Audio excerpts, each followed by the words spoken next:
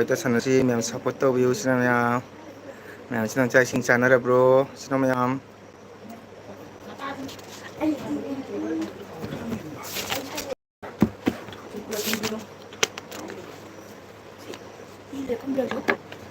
시신 뒤통수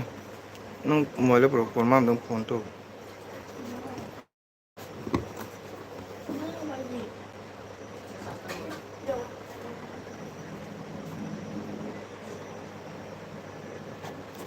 sino mayam halapyo ni singasi jae ayum changpada ado mayam support tobiyo ngawai ta sanasi sino mayam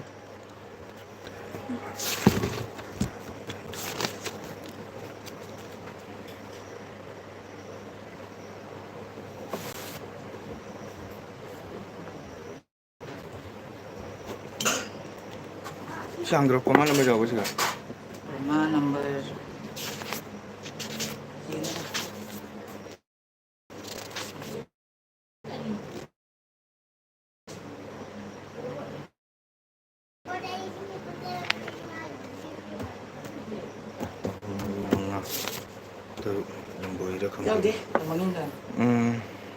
Sinong mayam kenal lagi, mayam support topiyo, enggak sesu LB pudunak cari sinong mayam, sih kenam, kong apa bahaya,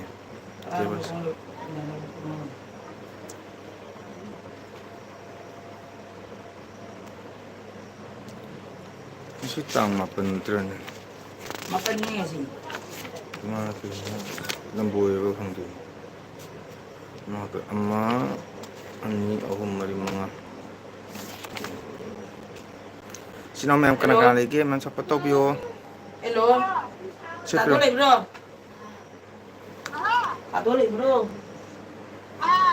Satu lagi. Amtak piu ne mohon. Porma lambar amtak lauge. Porma lambar amtak hai roi ba.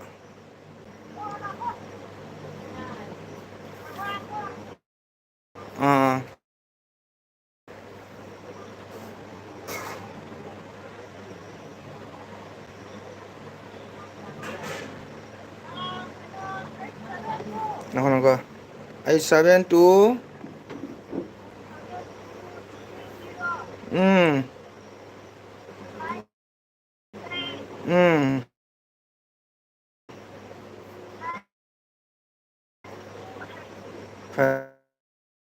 Adwait amani mari mga tarute niko mantara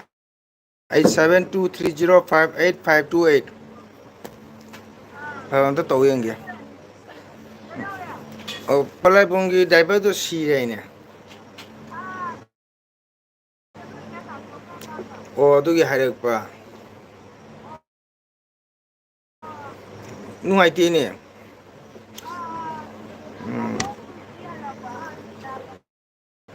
Oh. Palai nak.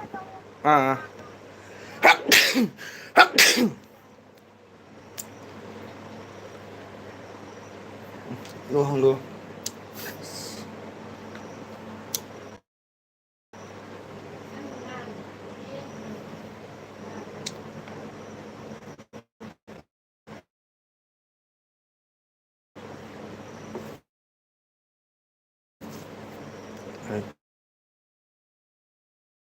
Seven.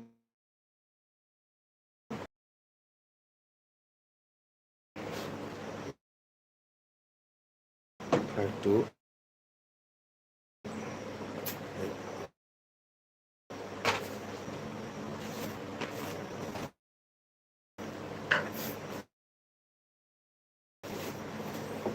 Sino mayam kenal lagi, mayam support topiyo.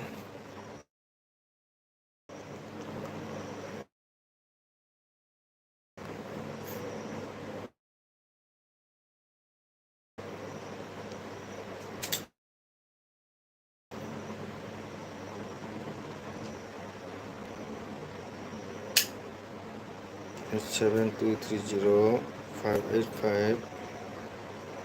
5852.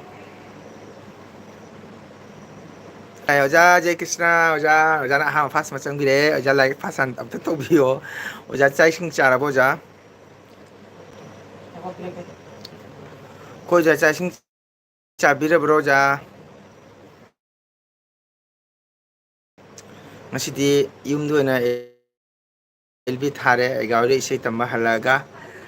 ꯅꯦꯠꯁꯦ ꯈꯤꯇꯪ ꯅꯨꯡꯉꯥꯏ, ꯅꯣꯡꯗꯤ ꯂꯥꯛꯑꯦꯕꯀꯣ, ꯅꯣꯡ ꯂꯥꯛꯑꯒꯁꯨ ꯑꯝꯇꯪ ꯌꯦꯡꯉꯒꯦ.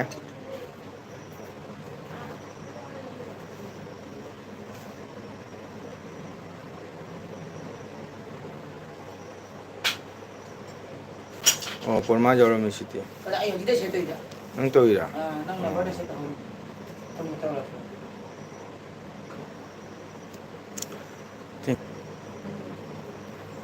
ꯑꯣꯖꯥ ꯆꯥꯛ ꯏꯁꯤꯡ ꯍꯣꯠꯅꯕꯤꯔꯕꯣ ꯑꯣꯖꯥ?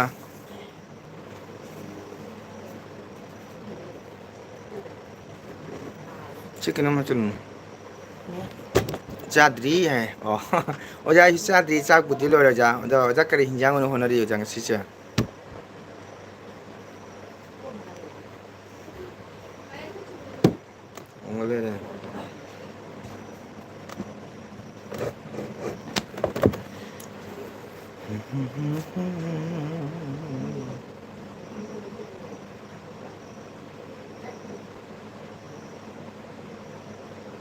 ꯌꯣꯡꯆꯥꯛ ꯏꯔꯣꯜꯂꯦ. ꯑꯣ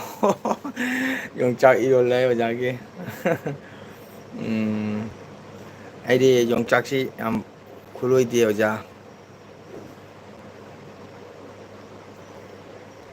ꯑꯩ ꯌꯣꯡꯆꯥꯛꯁꯤ ꯌꯥꯝꯅ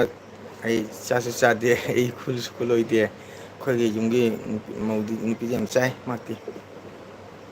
ꯌꯣꯡꯆꯥꯛ ꯌꯥꯝꯅ ꯍꯩꯅꯩ ꯃꯥꯛꯇꯤ.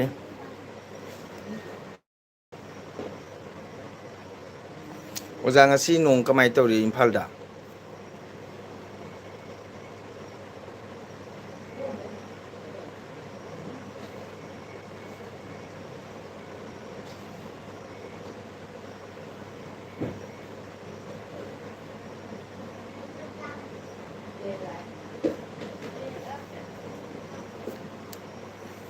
ꯌꯣꯡꯆꯥꯛ ꯏꯔꯣꯟꯕ. ꯅꯣꯡ ꯇꯥꯗꯦ. ꯑꯩꯈꯣꯏ ꯁꯤꯗꯗꯤ ꯉꯁꯤ ꯅꯣꯡ ꯈꯔ ꯈꯤꯛꯑꯝꯃꯤ. ꯅꯣꯡꯁꯦ ꯁꯟꯗꯥꯗꯤ ꯑꯗꯨꯝ ꯃꯪꯆꯨ ꯇꯧꯅ ꯑꯗꯨꯝ ꯂꯩꯔꯦ. ꯅꯣꯡꯗꯤ ꯈꯔ ꯈꯔ ꯈꯤꯛꯑꯝꯃꯤ.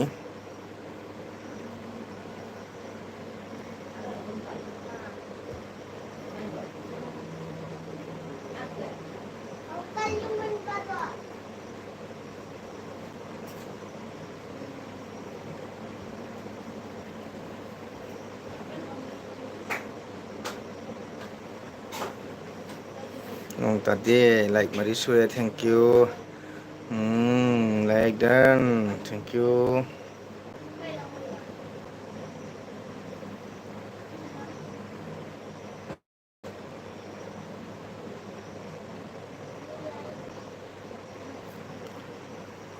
ꯏꯔꯣꯝ ꯔꯣꯕꯤꯟꯗ꯭ꯔꯣ. ꯑꯣꯖꯥ ꯆꯥꯛ ꯆꯥꯕꯤꯔꯕ꯭ꯔꯣ? ꯑꯣꯖꯥ ꯆꯥꯖꯗ꯭ꯔꯤ,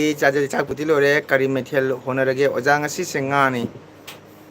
ꯍꯥꯏ ꯀꯀꯥ. ꯋꯥꯎ ꯄꯨꯟꯁꯤꯕ ꯂꯥꯛꯑꯦ. ꯄꯨꯟꯁꯤꯕ ꯋꯦꯜꯀꯝ. ꯊꯦꯡꯀ꯭ꯌꯨ ꯄꯨꯟꯁꯤꯕ. ꯆꯥꯛ ꯏꯁꯤꯡ ꯆꯥꯔꯕꯣ? ꯂꯥꯏꯛ ꯃꯆꯥ ꯑꯃ ꯇꯧꯕꯤꯌꯨ. ꯆꯪꯕꯤꯔꯤꯕ ꯏꯆꯤꯜ ꯏꯅꯥꯎ ꯃꯌꯥꯝ ꯄꯨꯝꯅꯃꯛ ꯂꯥꯏꯛ ꯑꯃꯃꯝ ꯇꯧꯕꯤꯔꯝꯃꯨ. ꯁꯞꯄꯣꯔꯠ ꯇꯧꯕꯤꯌꯨ. ꯆꯥꯛ ꯆꯥꯔꯕꯣ? ꯄꯨꯟꯁꯤꯕ ꯆꯥꯗ꯭ꯔꯤ. ꯄꯨꯟꯁꯤꯕ ꯆꯥꯗ꯭ꯔꯤ. ꯆꯥꯛꯄꯨꯗꯤ ꯂꯣꯏꯔꯦ. ꯑꯩꯗꯤ ꯆꯥꯛꯁꯤ ꯈꯤꯇꯪ ꯊꯦꯡ ꯆꯥꯏꯀꯣ. ꯄꯨꯡ 8:30 9:00 ꯆꯥꯛ ꯆꯥꯏ. ꯑꯗꯣ ꯄꯨꯟꯁꯤꯕꯗꯤ ꯆꯥꯛ ꯏꯁꯤꯡ ꯆꯥꯔꯕ? ꯄꯨꯟꯁꯤꯕ. ꯄꯨꯟꯁꯤꯕ ꯆꯥꯛ ꯆꯥꯔꯕ? ꯄꯨꯟꯁꯤꯕ ꯆꯥꯛ ꯆꯥꯔꯕ? ꯄꯨꯟꯁꯤꯕ.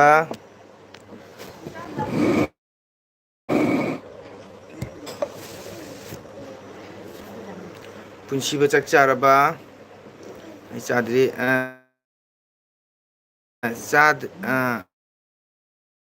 ꯀꯔꯤ ꯍꯤꯟꯖꯥꯡ ꯍꯣꯠꯅꯔꯤꯒꯦ? ꯒꯨꯗ ꯏꯚꯤꯅꯤꯡ ꯀꯀꯥ. Amarjeet ꯃꯣꯏꯔꯥꯡꯕꯝꯅ good evening. ꯑꯃꯔꯖꯤꯠ ꯆꯥꯛ ꯏꯁꯤꯡ ꯍꯣꯠꯅꯕꯤꯔꯕꯣ? ꯊꯦꯡꯀ꯭ꯌꯨ ꯑꯃꯔꯖꯤꯠ. ꯊꯥꯒꯠꯆꯔꯤ. ꯑꯗꯨ ꯂꯥꯏꯛ ꯃꯆꯥ ꯑꯃ ꯇꯧꯕꯤꯔꯝꯃꯨ. ꯑꯗꯣ ꯆꯥꯛ ꯏꯁꯤꯡ ꯍꯣꯠꯅꯕꯤꯔꯕꯣ? ꯑꯃꯔꯖꯤꯠ ꯆꯥꯛ ꯏꯁꯤꯡ ꯍꯣꯠꯅꯕꯤꯔꯕꯣ? ꯑꯃꯔꯖꯤꯠ.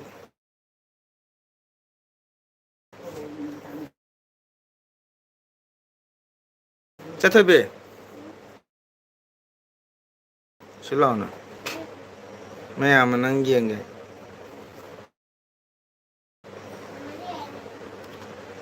ꯑꯃꯔꯖꯤꯠ ꯆꯥꯛ ꯏꯁꯤꯡ ꯆꯥꯔꯕꯣ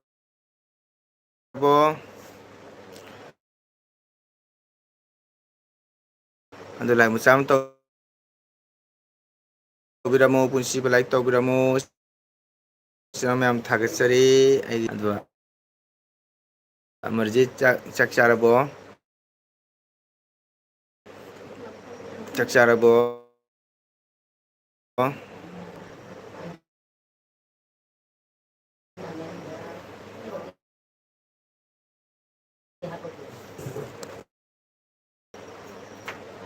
어머,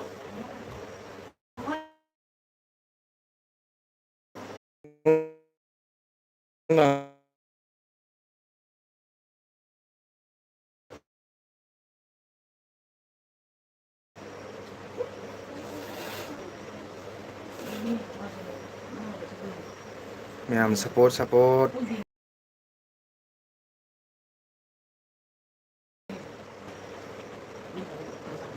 ꯅꯦꯠꯁꯦ ꯑꯃꯨꯛ ꯌꯥꯏ ꯑꯃꯨꯛ ꯌꯥꯔꯛꯇ꯭ꯔꯦ ꯍꯥꯟꯅꯒꯤ ꯃꯇꯧꯒꯨꯝꯅ ꯁꯤꯔꯣ ꯃꯌꯥꯝ ꯀꯣ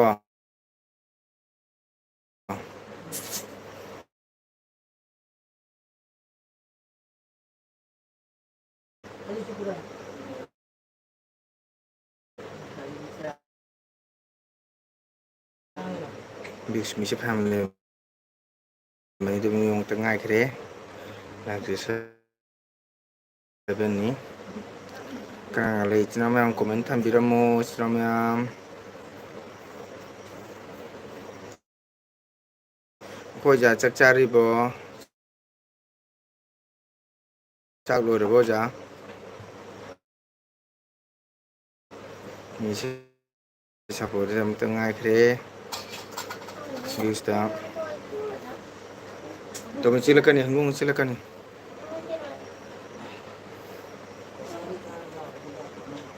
ꯑꯩ ꯂꯩꯕꯥꯛꯇ ꯀꯥꯏ ꯐꯝꯖꯤꯜꯂꯤ ꯌꯦꯡꯉꯨ ꯃꯈꯥ ꯏꯄꯥ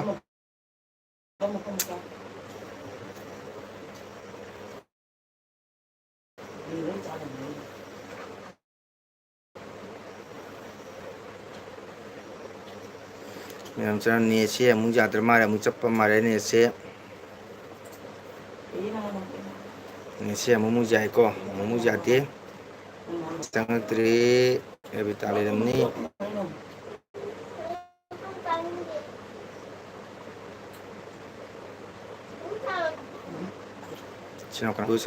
ꯁꯄꯣꯔꯠ ꯃꯌꯥꯝ ꯁꯄꯣꯔꯠ ꯉꯥꯏꯍꯥꯛ ꯂꯥꯛꯑꯣ 약간 목을 좀 들려. 약간 들고. 따라. 까먹을 거야. 그것도 일단 ꯆꯤꯅꯥꯎ ꯃꯌꯥꯝ ꯅꯦꯠ ꯌꯥꯔꯤꯉꯩꯗ ꯉꯥꯏꯍꯥꯛ ꯁꯞꯄꯣꯔꯠ ꯇꯧꯕꯤꯌꯣ ꯅꯦꯠꯁꯦ ꯉꯥꯏꯍꯥꯛ ꯅꯨꯡꯉꯥꯏꯔꯤꯉꯩꯁꯤꯗ ꯆꯤꯅꯥꯎ ꯃꯌꯥꯝ ꯀꯣ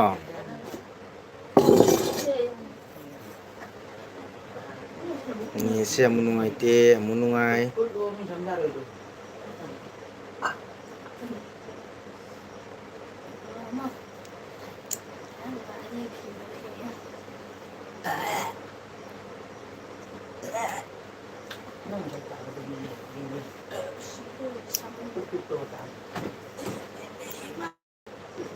ꯔꯦꯕꯤꯇꯥ ꯉꯁꯥꯏꯅ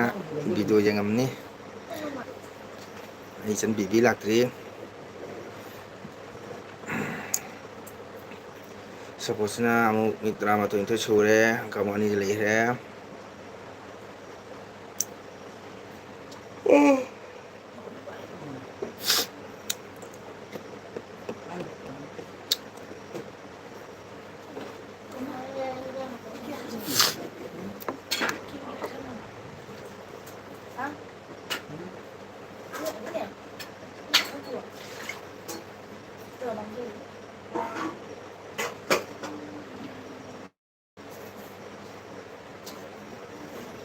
Bijay family life L B ꯊꯥꯔꯤ ꯉꯥꯏꯍꯥꯛ ꯆꯪꯕꯤꯔꯣ ꯏꯆꯤꯟ ꯃꯌꯥꯝ ꯀꯅꯥ ꯂꯩꯔꯤꯒꯦ ꯑꯩ 14 ꯈꯔ ꯂꯩꯔꯤ ꯑꯩꯉꯣꯟꯗ 1 ꯈꯛꯇ ꯉꯥꯏꯔꯦ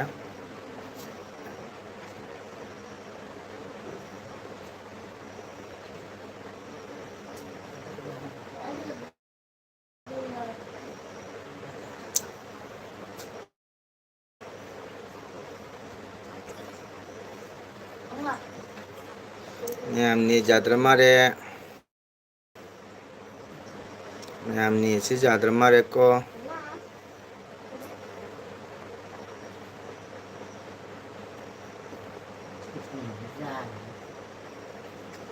ꯃꯌꯥꯝ ꯉꯥꯏꯍꯥꯛ ꯁꯞꯄꯣꯔꯠ ꯇꯧꯕꯤꯌꯣ ꯁꯤꯅꯣ ꯃꯌꯥꯝ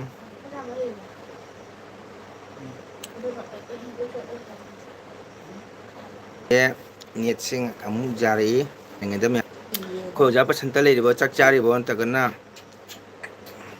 ꯁꯨꯝ ꯌꯦꯡ ꯂꯩꯔꯤ ꯖꯥꯠꯂꯥ ꯑꯩꯈꯣꯏ ꯑꯣꯖꯥ ꯑꯩꯈꯣꯏ ꯑꯣꯖꯥ ꯆꯥꯛ ꯆꯥꯕꯤꯔ ꯖꯥꯠꯂꯥ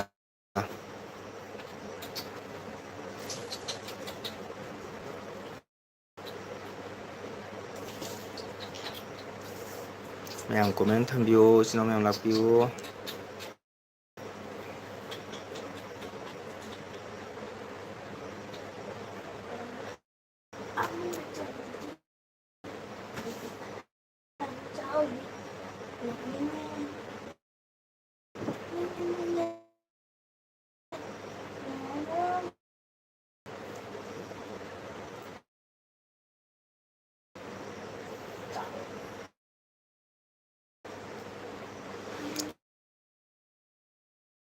이ꯆꯤꯟ ꯏꯅꯥꯎ ꯃꯌꯥꯝ ꯁꯞꯄꯣꯔꯠ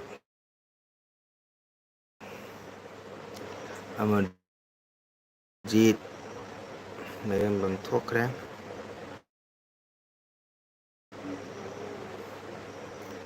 ꯑꯃꯔꯖꯤꯠ ꯃꯔꯦꯝꯕꯝ ꯊꯣꯛꯈ꯭ꯔꯦ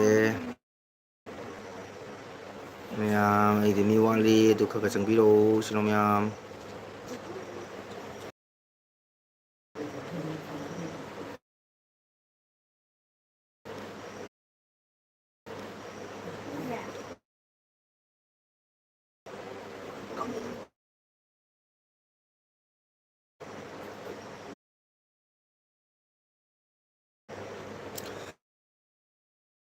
ꯅꯔꯃꯗꯥ ꯂꯥꯛꯑꯣ ꯍꯥꯏ ꯗꯦꯕꯤꯇꯥ ꯂꯥꯏꯛ ꯇꯧꯔꯣ ꯅꯪ ꯀꯩ ꯏꯟꯖꯥꯡ ꯆꯥꯏ ꯉꯁꯤ ꯅꯔꯃꯗꯥ ꯂꯥꯛꯑꯣ ꯍꯥꯏ ꯅꯔꯃꯗꯥ ꯚꯤꯗꯤꯑꯣ ꯑꯞꯂꯣꯗ ꯇꯧꯔꯝꯒꯅꯤ ꯔꯤꯜ ꯁꯦꯝꯃꯝꯒꯅꯤ ꯃꯥ ꯀꯣ ꯑꯗꯨꯅꯅꯤ ꯗꯦꯕꯤꯇꯥ ꯅꯪ ꯆꯥꯛ ꯆꯥꯔꯕꯣ ꯀꯀꯥ ꯌꯨꯝꯗ ꯂꯥꯛꯑꯗꯤꯅꯦ ꯅꯦꯠꯁꯦ ꯅꯨꯡꯉꯥꯏꯇꯦꯕ ꯈꯪꯕ꯭ꯔꯥ ꯊꯣꯛꯈꯤꯅꯨꯀꯣ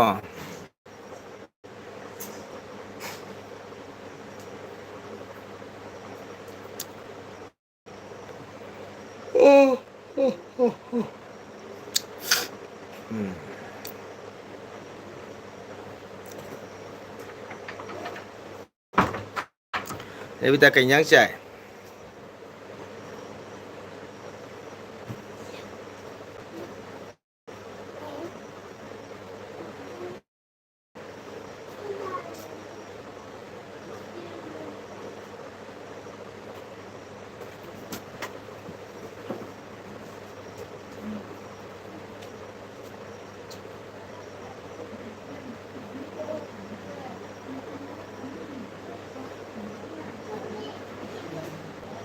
ꯉꯁꯥꯏꯅ ꯇꯧꯈ꯭ꯔꯦ ꯑꯣ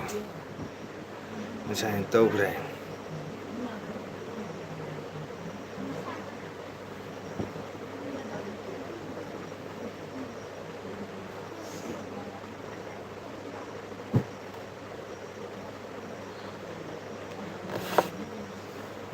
ꯀꯩ ꯏꯟꯖꯥꯡ ꯆꯥꯏ ꯔꯦꯕꯤꯇꯥ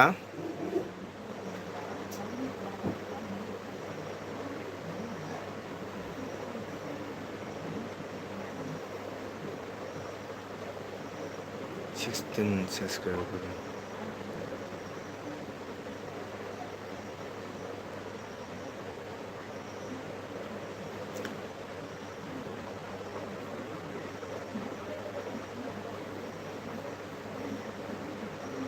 ꯀꯩꯕ ꯄꯥꯟ ꯏꯔꯣꯝꯕ ꯇꯧꯔꯦ ꯀꯀꯥ ꯑꯩꯗꯤ ꯆꯥꯗ꯭ꯔꯤ ꯃꯣꯃꯣ ꯆꯥꯔꯦ ꯆꯥ ꯊꯛꯂꯦ ꯑꯗꯨꯅ ꯆꯥꯔꯔꯣꯏ ꯍꯥꯏ ꯃꯣꯃꯣꯅ ꯀꯥꯏꯗꯩ ꯂꯧꯔꯨꯏꯕ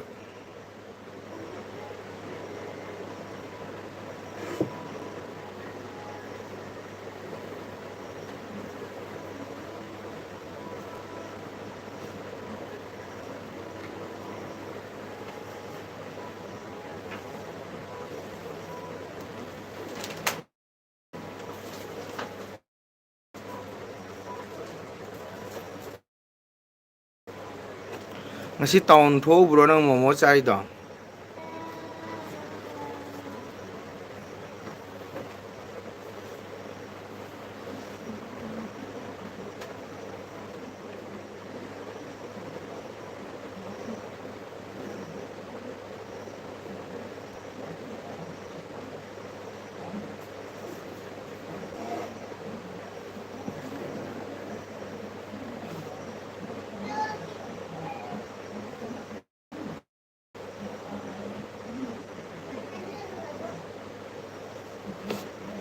ꯔꯦꯕꯤꯇꯥ ꯉꯁꯤ ꯇꯥꯎꯟ ꯊꯣꯛꯎꯕ꯭ꯔꯣ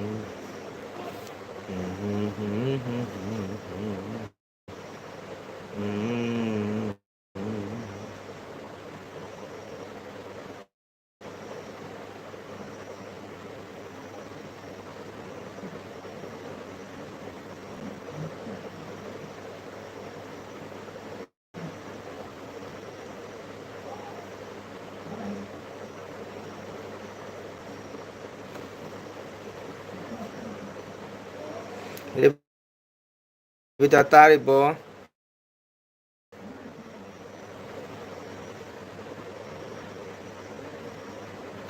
ꯔꯦꯕꯤꯇꯥ ꯀꯩꯗꯧꯔꯦ ꯈꯨꯝꯗ꯭ꯔꯗꯤ ꯉꯁꯤꯁꯦ ꯇꯥꯎꯟ ꯊꯣꯛꯎꯕ꯭ꯔꯥ ꯍꯥꯏꯕꯅꯤ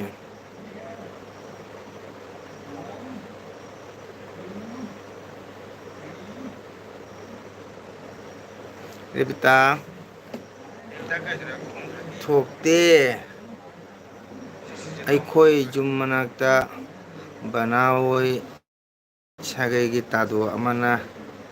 ꯂꯩꯔꯛꯄ ꯃꯃꯧ ꯅꯨꯄꯤꯅ ꯆꯥꯁꯤ ꯀꯧꯔꯛꯄ ꯀꯌꯥꯈꯛ ꯆꯥꯔꯤꯕ ꯃꯣꯃꯣꯗꯣ ꯃꯣꯃꯣ ꯀꯌꯥꯈꯛ ꯆꯥꯒꯦ ꯍꯥꯏꯌꯨꯅꯦ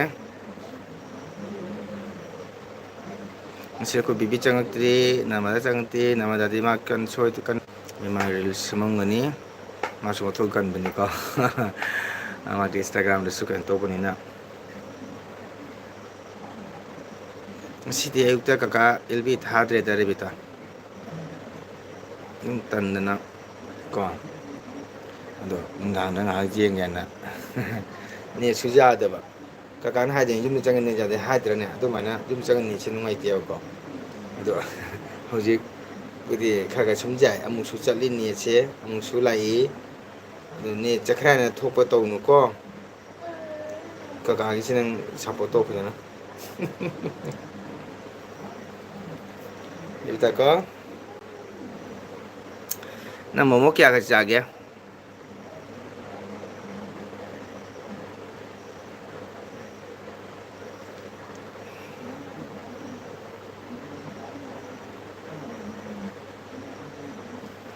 ꯕꯅꯥ ꯍꯣꯏꯒ ꯏꯄꯨ ꯕꯅꯥ ꯍꯣꯏꯒ ꯅꯣꯏꯒ ꯅꯛꯅꯕ꯭ꯔꯣ ꯍꯥꯏꯁꯦ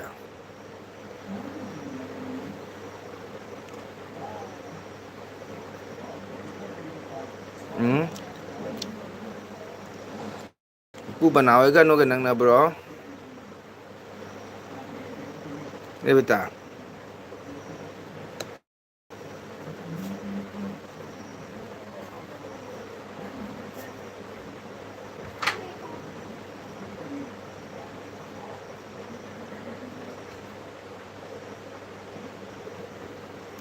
ꯇꯔꯨꯛꯈꯛ ꯋꯥꯎ ꯆꯥꯛ ꯆꯥꯗꯧ ꯌꯥꯔꯦ ꯑꯗꯨꯗꯤ ꯌꯥꯝ ꯆꯥꯁꯤꯜꯂꯨ ꯑꯗꯨꯒꯨꯝꯕꯗꯣ ꯅꯁꯥ ꯆꯥꯎꯊꯣꯛꯏꯗꯣ ꯃꯌꯦꯡ ꯆꯥꯎꯊꯣꯛꯄ ꯍꯦꯟꯅꯕ ꯈꯔ ꯇꯞꯄꯤ ꯌꯥꯏ ꯅꯦꯠ ꯈꯔ ꯅꯨꯡꯉꯥꯏꯇꯦ ꯔꯦꯕꯤꯇꯥ ꯅꯦꯠ ꯈꯤꯇꯪ ꯅꯨꯡꯉꯥꯏꯇꯦꯀꯣ ꯑꯗꯨꯅ ꯅꯦꯠ ꯈꯔ ꯅꯨꯡꯉꯥꯏꯇꯁꯨ ꯉꯥꯏꯍꯥꯛ ꯌꯥꯎꯕꯤꯔꯝꯃꯣ ꯀꯨꯏꯅ ꯊꯥꯔꯣꯏꯗ ꯅꯦꯠ ꯅꯨꯡꯉꯥꯏꯇꯕꯅꯤꯅꯀꯣ ꯔꯦꯕꯤꯇꯥ ꯇꯥꯕ꯭ꯔꯥ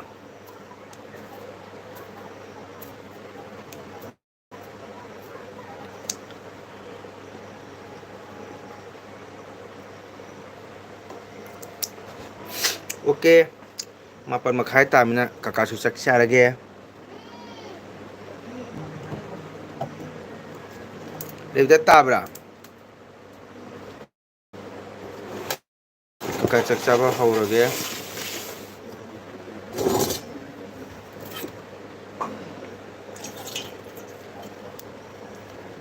ꯇꯥꯗꯣꯗꯣ ꯑꯩꯈꯣꯏ ꯃꯅꯥꯛꯇ ꯌꯨꯝ ꯍꯣꯡꯒꯠꯂꯛꯄ. ꯑꯣ ꯌꯨꯝꯊꯪꯅ ꯅꯨꯡꯉꯥꯏꯌꯦ, ꯆꯥꯕ ꯃꯑꯣꯡ ꯐꯪꯕꯅꯤꯀꯣ.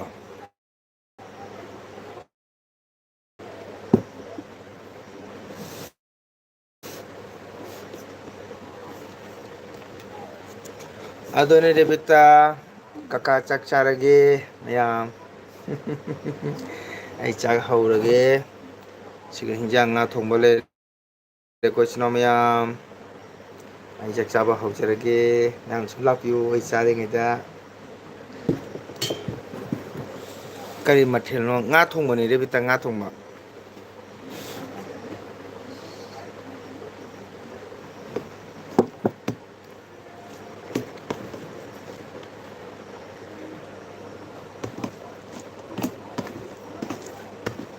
ꯑꯗꯨꯗꯤ ꯀꯀꯥ ꯆꯥꯛ ꯆꯥꯈꯤꯒꯦꯀꯣ ꯔꯦꯕꯤꯇꯥ, ꯁꯦ ꯀꯀꯥ ꯑꯝꯇꯪ ꯏꯜꯂꯛꯀꯦ.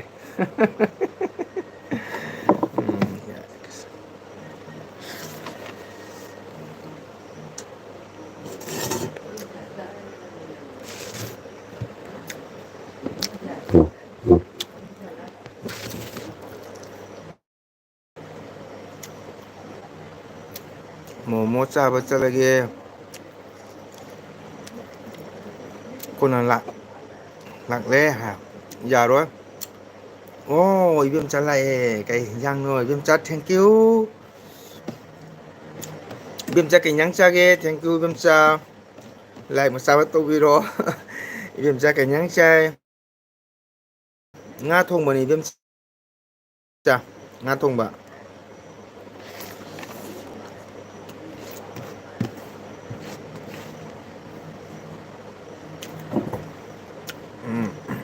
ꯍꯣꯏ ꯆꯥꯎ ꯀꯀꯥ. ꯆꯥꯒꯦ. ꯏꯕꯦꯝꯆꯥ ꯂꯥꯏꯛ ꯃꯆꯥ ꯑꯃ ꯇꯧꯕꯤꯔꯣ. ꯉꯁꯤꯗꯤ ꯏꯕꯦꯝꯆꯥ ꯗ꯭ꯌꯨꯇꯤ ꯆꯠꯂꯨꯕ꯭ꯔꯣ?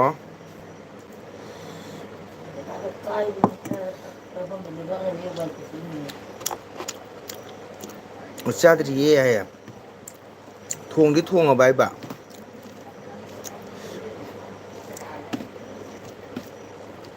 ꯏꯕꯦꯝꯆꯥ ꯊꯣꯡꯗꯤ ꯊꯣꯡꯉꯕꯣ?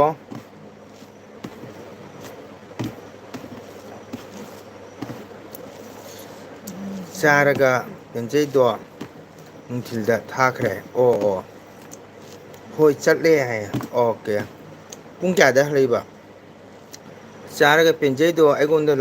ꯂꯥꯛꯇꯦ, ꯅꯣꯇꯤꯐꯤꯀꯦꯁꯟ ꯆꯪꯉꯛꯇꯦ. ꯆꯥꯔ ꯄꯦꯟꯖꯩꯗꯣ ꯊꯣꯡꯒꯦ ꯍꯥꯏ꯫ ꯀꯩ ꯏꯟꯖꯥꯡ ꯊꯣꯡꯗꯣꯏꯕ?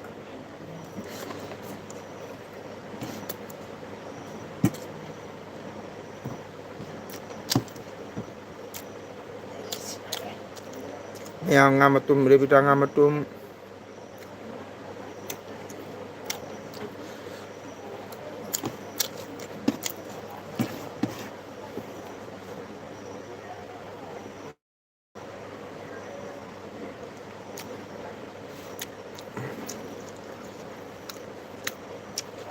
ꯗꯤꯌꯥ ꯕ꯭ꯂꯣꯛꯇꯁꯨ ꯍꯥꯏ꯫ ꯑꯣ ꯆꯥꯔꯨꯈꯤꯒꯦꯀꯣ, ꯆꯥꯛ ꯆꯥꯔꯨꯈꯤꯒꯦ ꯑꯗꯨꯒ ꯊꯣꯡꯒꯦ, ꯑꯗꯨꯒ ꯊꯣꯛꯂꯛꯀꯦ꯫ ꯑꯣ ꯌꯥꯏ ꯀꯥꯏꯗꯦ꯫ ꯀꯔꯤ ꯏꯟꯖꯥꯡ ꯊꯣꯡꯒꯦ ꯏꯕꯦꯝꯆꯥ?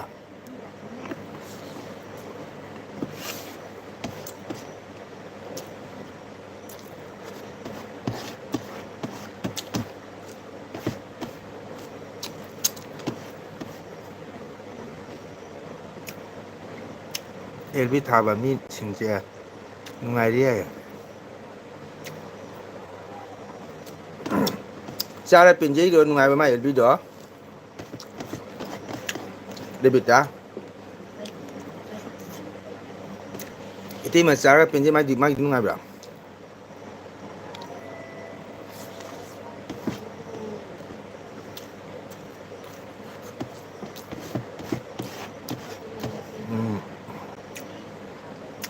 ꯀꯀꯥꯒꯤ ꯉꯥꯗꯣ ꯑꯩꯗꯤ ꯆꯥꯗꯦꯅꯦ. ꯆꯥꯗꯦꯍꯦ. Kakadi ngasingna thawai ni. mati ngakha jaramani.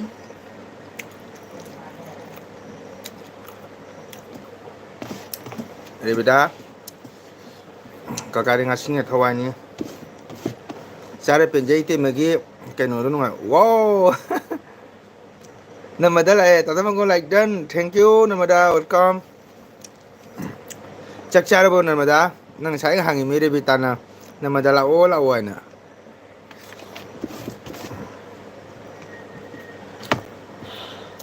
Kali hinjang cari no. Ngasing thongba.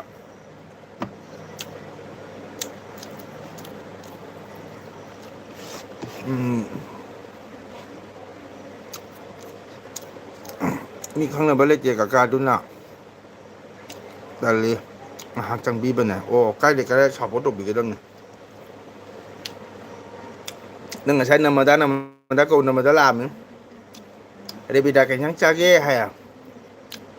Namada chak charbo hay. Jam haram ni. Ta to ding asing tuang jam pam je. Cái ba. Cho không đó cho mình rồi. Hồi đi bị ta trả lại cho mình đi. Thank you. Chứ mình thắc chari. Like to piro. Chứ mình chắc trả ra bo. Cái nhang chage. Ni sẽ sum jari. Chứ mà hồi chỉ kêu này đi co. Cho không đó cho mình lại. Hay cho không là piel lagi.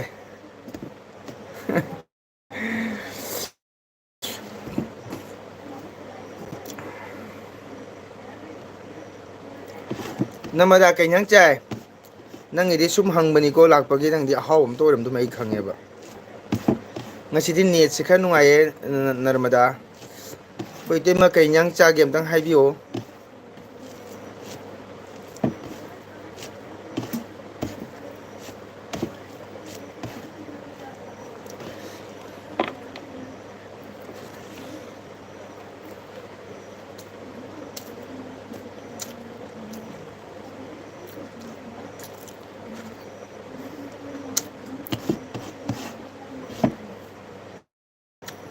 Oh, Namada net jam nungai ay. Thank you. Ngasi di yum nu thar ba ko. Jeng cái net jabra. Drai to ga tho ko ya. Khui te ma kai nyang cha game tong khum bio. Pien ga nu dan. Pien ga nu. Du na pak chai ay. Wow, thank you. Pien ga nu du na pak chai ay. Te ma kai nyang cha ge. Ne jam nu ngai ha. Namada ai cha dre ha. Ai gi hinjang si Elvida hiding dre ko ta do. Oh, hiding hide ba ja da bo de hide no.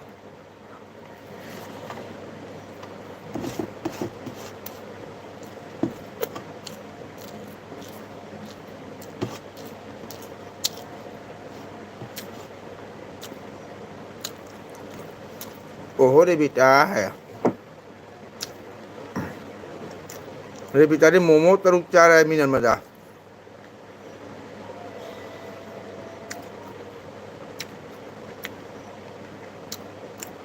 Pien ga nu. Du na pak chai ay. Thank you.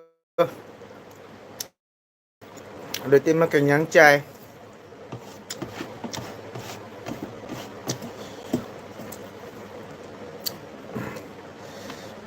Irumba boraga. Oh, itu so hau ini. Irumba ma boram jari jare sum.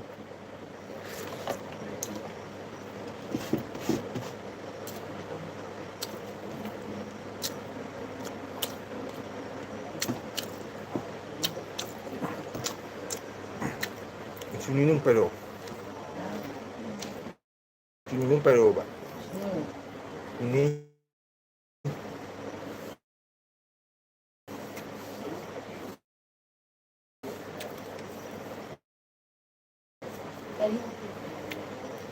Suninung jangan lo hay ba.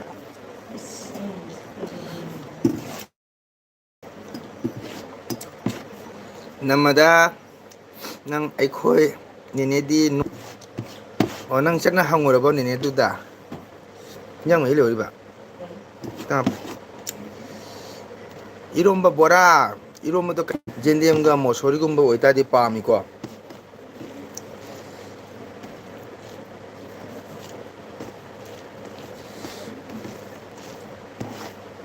Narmada इचे में नोय पथाखरबो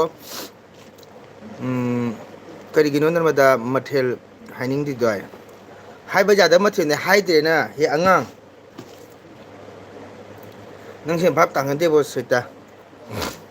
तादो Mongol सिमा कइनोने नुंतिगी फुरित मोंग मोंग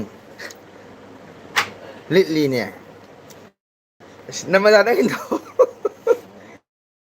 नंगिदो नोक्सलकपा मालेको नर्मदा नंगिदो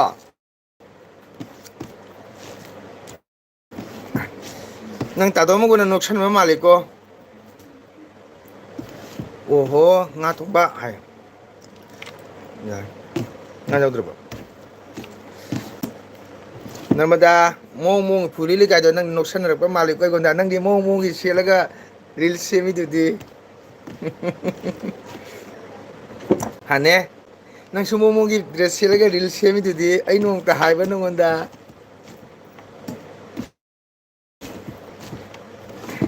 सेरबो फजनंग थांग करतो नर्मदा इने मा जेंगेरा नर्मदा ताब्रो इने मा जेंगेरा ता हारो 이네 뭐 짜장면 नर्मदा इने मा येंगेरा अमतंग हाना हारोसे नर्मदा इने मा येंगेरा अमतंग हारो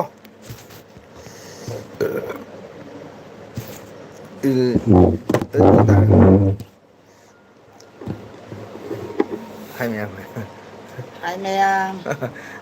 चाचिंग जानरबो लाइक तो व्यू 짜짜비야 브로 सपोर्ट तो व्यू है ना 시도래 짜장면 येंगे ये रील मीना हाय अरे ततम गोनली दे पक्चद्रबा हाइबा ज्ञान ताबनी काका ऐसे पंगबनी ngwabani kakana phi hongido hero sariba hauna 예무더라 akaiba hanu thangdana nang ma hanu ko 에이 거의 빠캉 바라이지가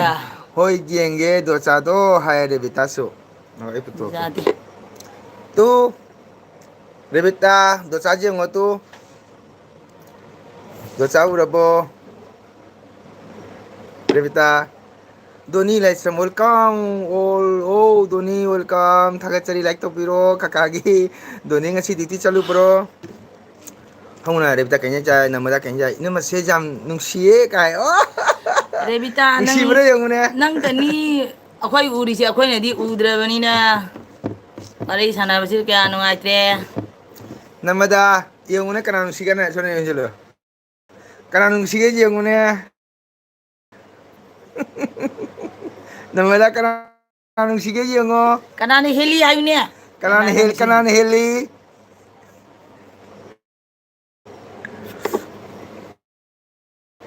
namada kanane heli hairo se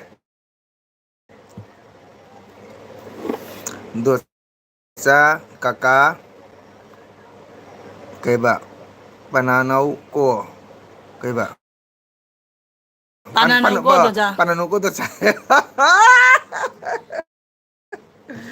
dosa jeng no dosa jeng ini ada tada manggol di pakang tauna taurina wow ang gama yung inamam tayo yung wajan lau hay da nang lau hay ba do akhoi pakhang san gige kharani lau no kaya naman dati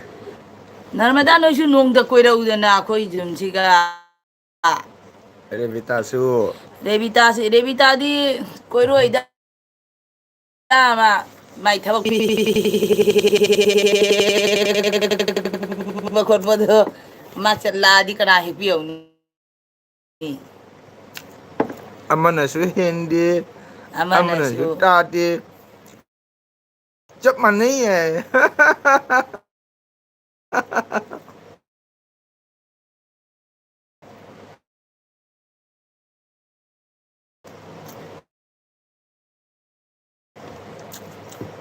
ꯅꯣꯏꯗꯣ ꯑꯃꯅ ꯍꯦꯜꯂꯦ ꯍꯥꯏꯔꯗꯤ ꯋꯥꯔꯧꯈꯤ ꯇꯥꯔꯦ ꯍꯥꯏꯅ ꯈꯨꯃꯛꯄ ꯄꯤꯔꯛꯄ ꯄꯥꯈꯣꯝꯅꯤ ꯔꯦꯕꯤꯇꯥꯒꯤꯗꯤ ꯀꯀꯥ ꯍꯥꯏꯔꯤꯅꯦ ꯃꯈꯥꯗꯔ Kaka hayo. Doni chak charabo. Doni na ba ina mana nai khre sidi hai. Wow. Doni na nai khre sidi ina mana hai. ꯏꯅꯝꯃꯒꯤ ꯇꯔꯞꯇꯒꯤ ꯀꯣꯃꯦꯟ ꯇꯧꯕꯤꯔꯝꯃꯣ Mayam amtang 100K johon view hayo. Lakani nama soidana haya. Dosagi junda lakani hai rebitana. Oh, lau lau lau lau lau lau lau. Dah hayo mayam ꯅꯣꯡ amtang 100K johon biro. ꯅꯣꯡꯃ ꯐꯖꯅ ꯂꯥꯛꯀꯗꯕꯗꯣ ꯅꯣꯡꯃ ꯃꯃꯥꯡꯗꯩ ꯈꯪꯍꯜꯂꯛꯑꯣ Nung mane khangalau narmada ꯑꯗꯒꯤ kaka tadomngogi khunuponse honagiaba noi lakpagi nung mangde ladi.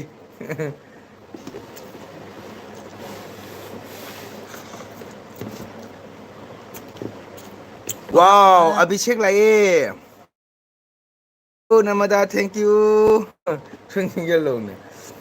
you, Namada, thank you. Oh, ai Abhishek laye. Ai khoi su lake. Lau lau jana inau welcome tawni nang exam lo lau ko.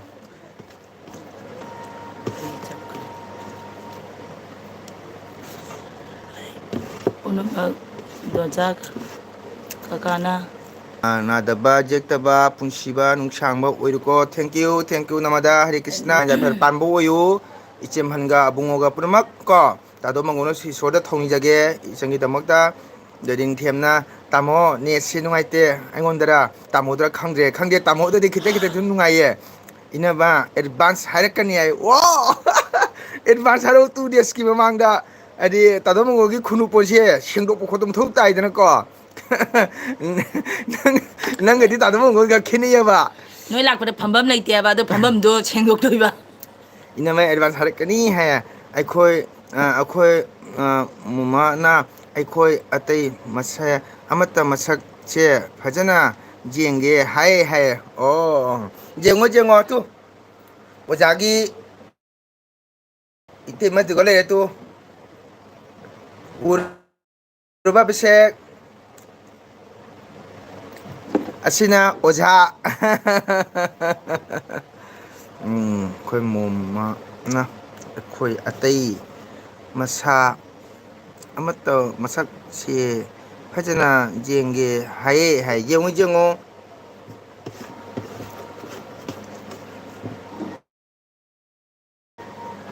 aidi namada mayum chapaga sedam ikai hibune kaino loi bani di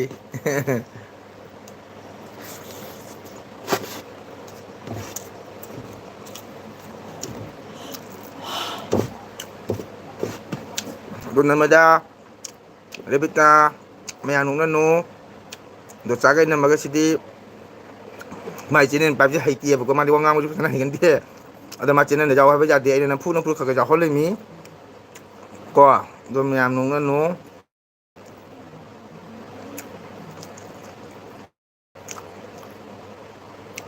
hoi ten house kangbu kauraga luhongba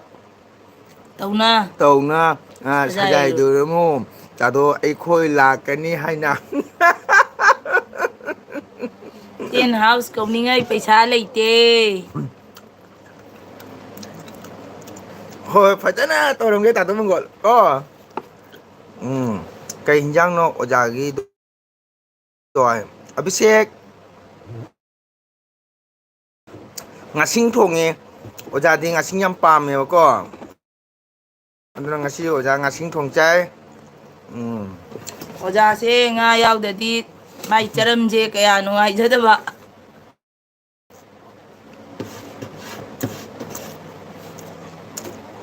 namadana iba zoom yumna kari tawdoino hayo mani chumi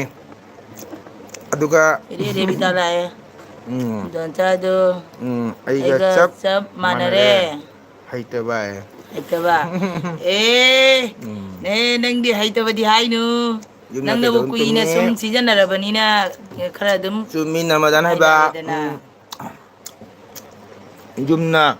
ꯀꯩꯗꯧꯗꯣꯏꯅꯣ ꯍꯥꯏꯕ ꯑꯗꯨꯏꯁꯨꯅꯦ ꯇꯥꯗꯣ ꯃꯉꯣꯟꯗ ꯏꯀꯥꯏꯖꯕ ꯍꯥꯏꯇꯥꯔꯦꯀꯣ ꯆꯥꯗꯣ ꯑꯩꯒ ꯆꯞ ꯏꯀꯥꯏꯕꯨꯗꯤ ꯏꯀꯥꯏꯗꯦꯗ ꯅꯝꯃꯗ ꯑꯩꯒꯤ ꯂꯩꯖꯕꯗꯨꯅꯤꯀꯣ ꯑꯗꯨꯕꯨ ꯁꯨꯝ ꯏꯀꯥꯏꯖꯕ ꯍꯥꯏꯇꯥꯔꯦꯀꯣ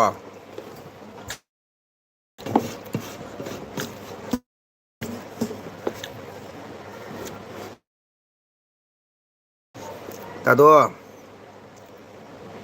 ꯇꯥꯅꯤꯡꯗꯦ ꯏꯀꯥꯏꯒ ꯍꯥꯏꯅꯦ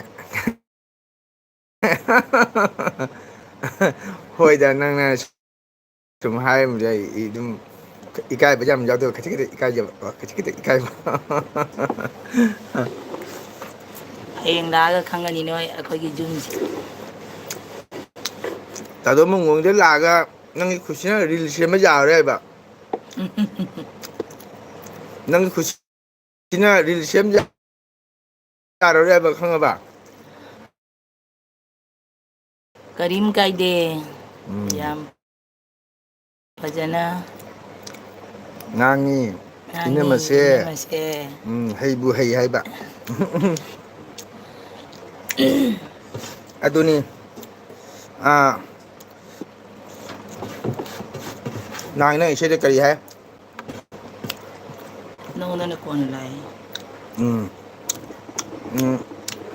ꯎꯝ ꯅꯍꯥꯟ ꯏꯁꯩꯗ ꯀꯩꯅꯣꯝ ꯍꯥꯏꯗꯥꯏꯅꯦ ꯍꯤꯟꯗꯤꯒꯤ ꯅꯪ ꯁꯦꯝꯕꯗꯣ ꯌꯨꯝꯗꯣ ꯍꯥꯏꯗꯤ ꯊꯃꯣꯏ ꯁꯦꯡꯕ ꯃꯊꯧ ꯇꯥꯏꯅꯦ ꯀꯀꯥ ꯌꯨꯝ ꯃꯊꯧ ꯇꯥꯗꯦ ꯔꯥꯏꯠ ꯆꯨꯝꯃꯤ ꯑꯩꯒꯤ ꯏꯆꯟꯅꯨꯄꯤ ꯉꯁꯤ ꯚꯥꯞ ꯇꯥꯔꯦ ꯉꯁꯤ ꯚꯥꯞ ꯇꯥꯔꯦ ꯅꯝꯕꯗ ꯔꯦꯕꯤꯇꯥ ꯅꯪꯅ ꯍꯥꯏꯗꯣ ꯈ꯭ꯋꯥꯏꯗꯩ ꯑꯆꯨꯝꯕꯅꯤ ꯃꯣꯗꯤꯗ ꯆꯠꯂꯨ ꯍꯥꯏ ꯃꯣꯗꯤꯗ ꯎꯝ ꯃꯣꯗꯤꯗꯤ ꯑꯩꯈꯣꯏ ꯎꯕꯤꯔꯣꯏꯅꯤ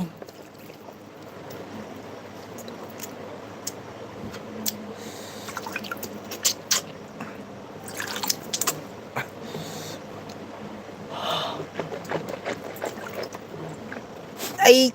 ꯄꯣꯊꯥꯈ꯭ꯔꯦ ꯉꯁꯤ ꯋꯥꯔꯦ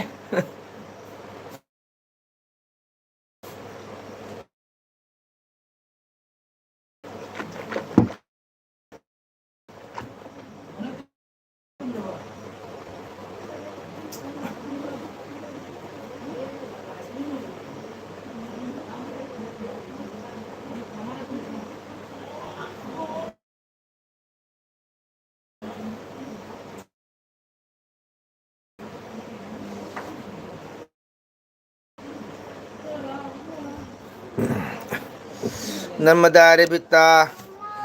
ꯏꯅꯝꯃ ꯆꯪꯈ꯭ꯔꯦ ꯍꯥꯏꯗꯤꯅꯦ ꯑꯩꯈꯣꯏ ꯅꯨꯄꯤ ꯌꯥꯏꯃꯗꯣ ꯏ ꯌꯥꯝ ꯊꯣꯛꯈ꯭ꯔꯦꯕ ꯈꯪꯕ꯭ꯔꯥ ꯏꯁꯤꯡ ꯑꯗꯨꯝ ꯁꯥꯟꯅ ꯂꯩꯈꯤꯕ ꯑꯗꯨꯅ ꯃꯁꯥꯁꯦ ꯁꯥꯗꯅꯅꯦ ꯏꯅꯥꯎꯅꯨꯄꯤꯔꯣ ꯑꯣꯖꯥ ꯑꯩꯒꯤ ꯅꯨꯄꯤꯅꯦ ꯑꯩꯒꯤ ꯁꯥꯏꯅꯤ ꯑꯣꯖꯥ ꯏꯅꯥꯎꯅꯨꯄꯤꯔꯣ ꯍꯥꯏꯔꯦ ꯇꯥꯗꯣ ꯑꯩꯈꯣꯏꯁꯨ ꯆꯨꯝꯃꯤꯗ ꯁꯨꯝ ꯇꯥꯗꯣ ꯃꯪꯒꯣꯜꯁꯦ ꯃꯌꯥꯝꯅ ꯍꯥꯏꯌꯦꯕꯀꯣꯅꯦ ꯃꯪꯒꯣꯜꯁꯤꯕ ꯆꯟꯗꯣꯟꯁꯤꯅ ꯆꯪꯈꯣꯛꯅ ꯊꯤꯜꯂꯤꯕ ꯐꯤꯖꯦꯠ ꯑꯃ ꯅꯥꯜꯂꯤꯕ ꯍꯥꯏꯅꯀꯣ ꯑꯗꯨ ꯃꯌꯥꯝꯅ ꯍꯥꯏꯅꯕꯗꯨꯒꯅꯦ ꯁꯨꯝ ꯇꯥꯗꯣ ꯃꯪꯒꯣꯟꯅ ꯏꯀꯥꯏꯖꯕ ꯍꯥꯏꯇꯥꯔꯦꯀꯣ ꯑꯩꯒꯤ ꯃꯜꯂꯕ ꯁꯪꯒꯥꯏ ꯑꯁꯤꯗ ꯇꯥꯗꯣ ꯃꯪꯒꯣꯟꯅ ꯑꯗꯨꯅꯅꯤ ꯑꯩꯈꯣꯏꯒꯤ ꯀꯩꯗ ꯀꯨꯀꯤꯡꯒꯤ ꯆꯥꯛ ꯏꯁꯤꯡ ꯊꯣꯡꯕ ꯈꯣꯠꯄ ꯑꯩ ꯀꯤꯠꯆꯟꯗ ꯑꯩꯅ ꯚꯤꯗꯤꯑꯣ ꯂꯧꯖꯗꯕꯁꯦ ꯑꯗꯨ ꯏꯀꯥꯏꯅ ꯁꯨꯝ ꯂꯧꯖꯗꯕꯅꯤ ꯀꯀꯥ ꯇꯥꯗꯣ ꯃꯪꯒꯣꯜꯁꯦ ꯌꯥꯝ ꯄꯥꯝꯃꯦꯕꯀꯣ ꯑꯗꯨꯅ ꯇꯥꯇꯣ ꯃꯪꯒꯣꯟꯅ ꯁꯨꯝ ꯚꯤꯗꯤꯑꯣ ꯂꯧꯗꯕꯅꯤꯅ ꯃꯗꯥ ꯅꯠꯇ꯭ꯔꯗꯤ ꯑꯩꯁꯨ ꯏꯅꯝꯕꯅ ꯊꯣꯡꯕ ꯈꯣꯠꯄ ꯀꯨꯛꯁꯦ ꯁꯨꯝ ꯑꯩꯁꯨ ꯄꯥꯝꯃꯦꯕꯀꯣ ꯑꯗꯨꯒ ꯑꯗꯨꯅꯤꯗ ꯀꯃꯥꯏꯅ ꯇꯣꯛꯂꯤꯅꯣ ꯑꯩꯗꯣ ꯊꯣꯛꯂꯤꯅꯣ ꯑꯩꯗꯣ ꯍꯥꯏ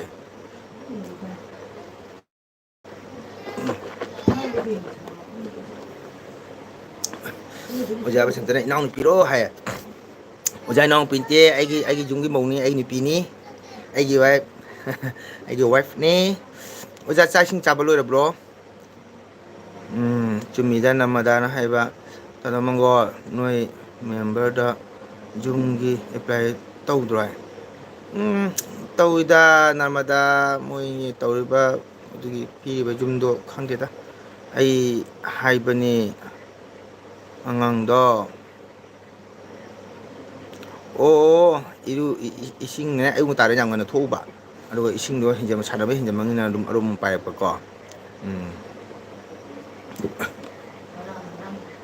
짜래 하야 자기 사 이름 짜 그래 더니 좀나 농시 잠나 농시에 와우 땡큐 야 땡큐 마티 하이제디에바 비디오 정강고 kopase ko aina sum thoro narmada hoi chen pi mam thole na uno wana ma di changkhre angang nipi jame do ma sanung ti jamna nungsi ya welcome thank you thagat che ko jana thagat pire yam nungsi ya na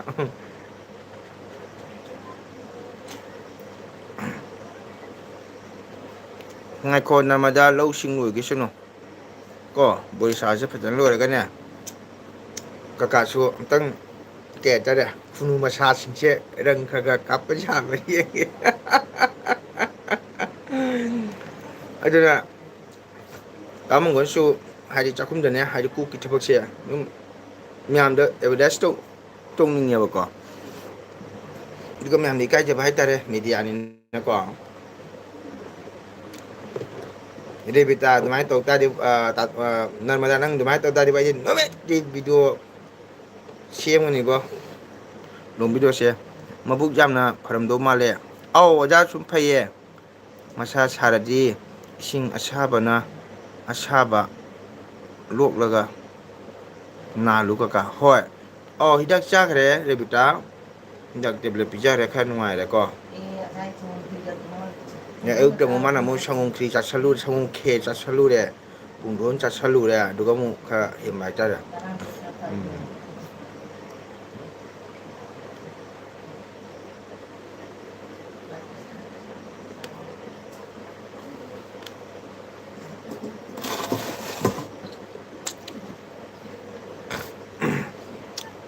ꯑꯩ real ꯁꯦꯝꯕꯩꯁꯦ ꯑꯩ ꯇꯧꯕꯗꯤ ꯅꯔꯃꯗꯥꯗ ꯐꯖꯅ ꯇꯝꯕꯖꯥꯕ ꯇꯥꯗꯣ ꯀꯔꯤꯝ ꯈꯟꯒꯅꯨ video ꯂꯧꯅꯦ ꯊꯣꯡ ꯊꯥꯛꯄꯒꯤ ꯍꯥꯄꯧꯅꯦ ꯍꯣꯏꯑꯕ ꯇꯥꯗꯣ ꯃꯈꯣꯏꯁꯨ ꯈꯜꯂꯤꯝꯃꯕꯅꯦ ꯑꯗꯨꯒ ꯑꯩꯒꯤ ꯀꯤꯠꯆꯟ ꯔꯨꯝꯁꯦ ꯀꯩꯅꯣ ꯇꯧꯗꯣꯏꯒ ꯏꯀꯥꯏꯅꯦꯅ ꯁꯨꯝ ꯃꯌꯥꯝꯗ ꯎꯠꯅꯤꯡꯗꯕ ꯍꯥꯏꯇꯥꯔꯦꯀꯣ ꯑꯗꯣ ꯐꯔꯦ ꯅꯔꯃꯗꯥꯅ ꯍꯥꯏꯔꯕꯅꯤꯅ ꯑꯩ ꯅꯣꯡꯃ ꯁꯣꯏꯗꯅ ꯑꯩ ꯎꯠꯂꯒꯦꯀꯣ ꯑꯩꯅ ꯊꯣꯡꯕ ꯏꯅꯝꯃꯒ ꯇꯥꯃꯣꯒꯅ ꯊꯣꯡꯕꯗꯣ ꯑꯩ ꯎꯠꯂꯛꯀꯦ ꯅꯔꯃꯗꯥ ꯀꯔꯤꯝ ꯈꯪꯒꯅꯨ ꯚꯤꯗꯤꯑꯣ ꯂꯧꯅꯦ ꯊꯣꯡ ꯊꯥꯛꯄꯒꯤ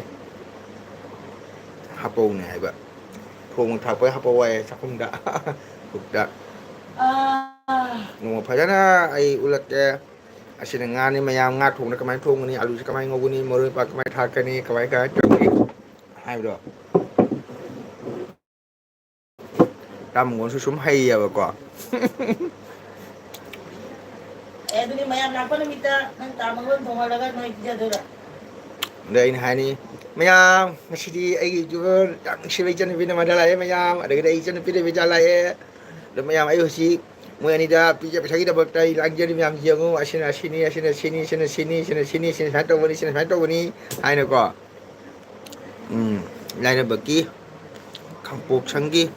ꯃꯊꯦꯜꯅꯤ ꯍꯥꯏꯅ ꯚꯤꯗꯤꯑꯣ ꯁꯦꯝꯃꯨ ꯍꯣꯏ ꯍꯣꯏ ꯍꯣꯏ ꯗꯣꯅꯤ ꯂꯥꯏꯁ꯭ꯔꯝꯅ ꯀꯥ ꯀꯔꯤ ꯃꯊꯦꯜ ꯆꯥꯔꯒꯦ ꯗꯣꯅꯤ ꯀꯀꯥ ꯉꯁꯤ ꯉꯥ ꯊꯣꯡꯕ ꯆꯥꯏ ꯑꯗꯨꯒ ꯗꯅꯤꯗꯤ ꯀꯔꯤ ꯆꯥꯏ ꯉꯁꯤ ꯇꯥꯗꯣ ꯑꯣꯟꯂꯥꯏꯟ ꯑꯦꯄ꯭ꯂꯥꯏ ꯇꯧꯔꯣ ꯍꯥꯏ ꯍꯣꯏꯅꯦ ꯍꯣꯏꯅꯦ ꯗꯣꯅꯤ ꯀꯩ ꯏꯟꯖꯥꯡ ꯆꯥꯏ ꯉꯁꯤ ꯑꯩ ꯏꯆꯟ ꯕꯤꯕꯤ ꯆꯪꯉꯛꯇꯦ ꯇꯥꯗꯣ ꯑꯣꯟꯂꯥꯏꯟ ꯑꯦꯄ꯭ꯂꯥꯏ ꯇꯧꯔꯣ ꯋꯥꯎ ꯍꯥꯎꯅꯤ ꯍꯥꯎꯋꯦ ꯅꯪ ꯎꯍꯧꯗ꯭ꯔꯕꯣ ꯀꯥꯅ ꯆꯥꯕꯗꯣ ꯀꯥ ꯐꯖꯅ ꯆꯥꯈ꯭ꯔꯦ ꯉꯥꯁꯤꯡ ꯊꯣꯡꯕ ꯀꯥꯗꯤ ꯉꯥꯁꯤꯡ ꯊꯣꯡꯕ ꯌꯥꯝ ꯄꯥꯝꯃꯤ ꯉꯥ ꯊꯣꯡꯕ ꯌꯥꯝ ꯄꯥꯝꯃꯤ ꯀꯣ ꯑꯇꯣꯞꯄꯗꯤ ꯑꯩ ꯆꯥꯗ꯭ꯔꯦ ꯆꯥꯗ꯭ꯔꯤꯌꯦ ꯀꯥ ꯀꯩ ꯆꯥꯅꯤ ꯑꯝꯇ ꯍꯥꯏꯔꯛꯎꯅꯦ KFC ꯄꯨꯔꯛꯏꯔꯥ ꯄꯤꯖꯥ ꯄꯨꯔꯛꯏꯔꯥ ꯀꯀꯥ ꯑꯩꯒꯤ ꯃꯤꯡꯁꯦ ꯄꯦꯟ ꯄꯦꯟꯅ ꯀꯧꯕꯤꯔꯦ ꯀꯧꯗ꯭ꯔꯗꯤ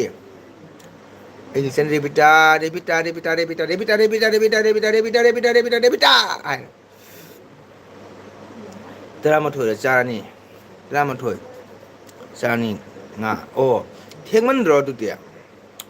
ꯍꯥ ꯊꯦꯡꯃꯜꯂꯦ ꯄꯨꯡ 12 ꯊꯦꯡꯃꯟꯗ꯭ꯔꯣ ꯑꯗꯨꯗꯤ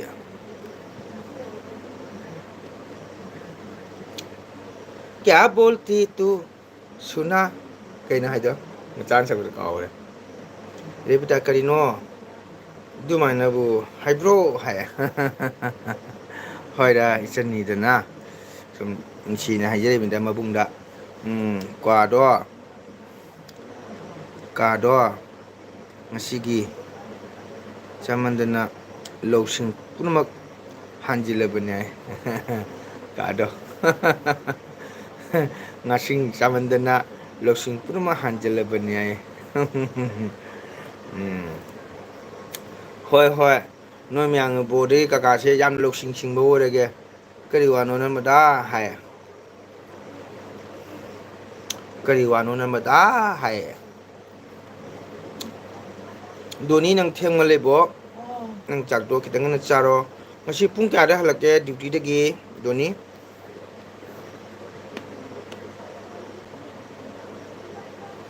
miyam support bi ko chino miyam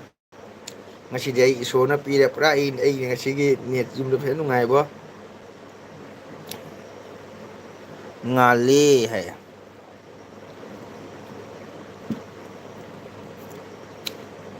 nuli dusu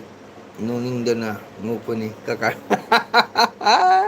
nuning dusu nupani kaka da hoine nang na hai ngi kaka loi na yai loi pak che nuning dusu nuning duna nuning dana kai ba nuning dana nupani kaka do hai hoine nang hai ba loi ja la ge ne chumme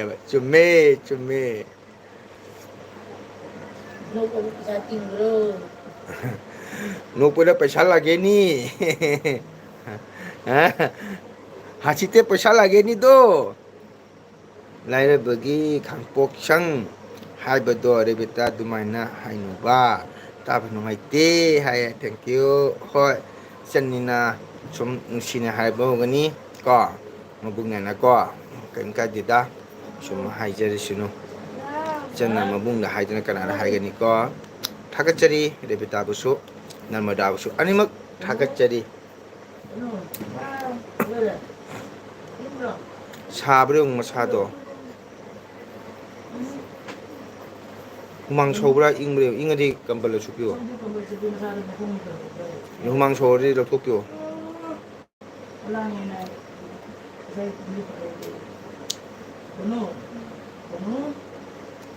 rebita gi nupadi aina sem thai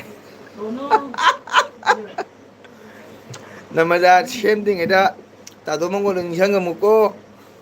aisu support jauge ai isai sake aina mantra songani nangna pira ni pa do ga maka kaina katpadane bhamon mo thau taro ba tado mongol na songani ba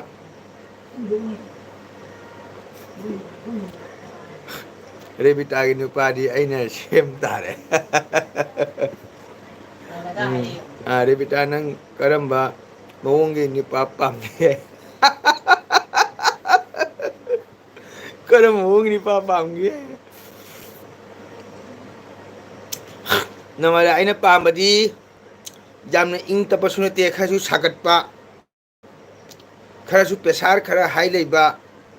pesasu kitang lo leiba jamsu haigataba masak matosu jamna jawdaba medium maka masu kucu chap manaba oho do wadugi oibore kakana yum pati haibaduga wahaidu hayu haibanida fataba khanjadida kakada hoi chume jare inama tadona thauba kaiba thauba chadore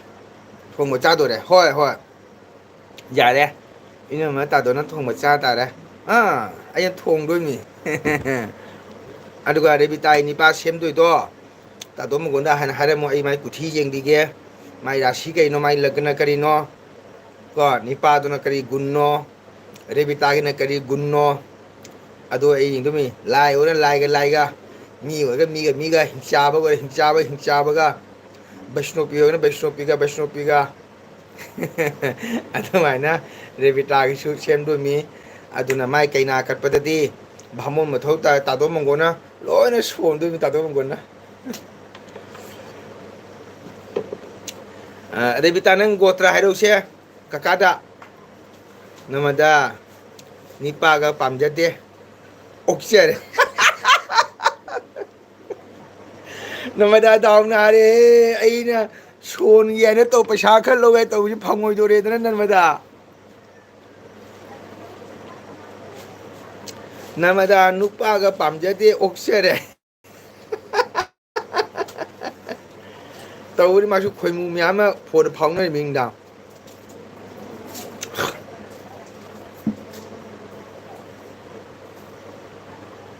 마주 거의 무명한 거 수나 보니 레비타도 날마다 나마라는 고트라 까이노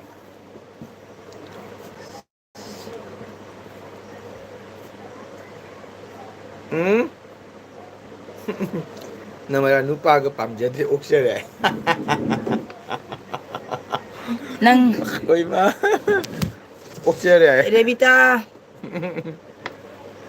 Nang sangsar siga Nang sangsargi Ichel thungdana nang dum leurage hairo 나마라 누빠가 밤제들이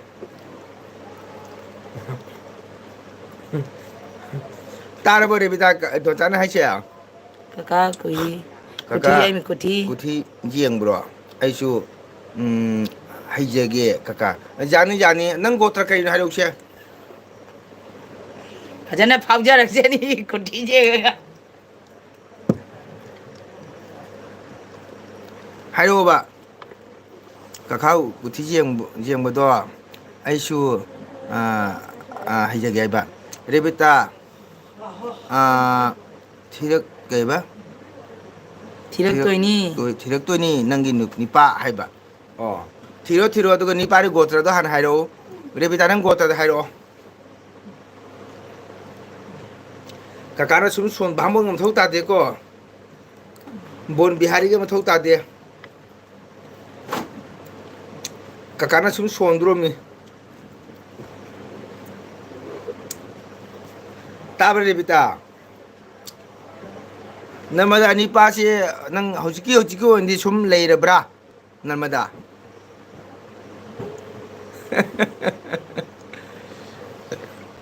You going to read Inji to you this message is ꯃꯈꯥ ꯂꯥꯛꯀꯗꯣꯏꯅꯤ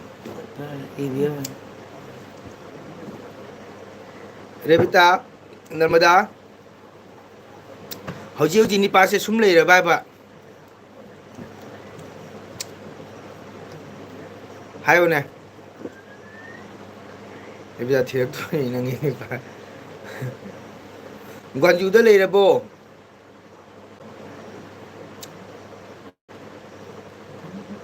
Narmada रेबिता no गोत्रा करिनो Gotra haiba kireba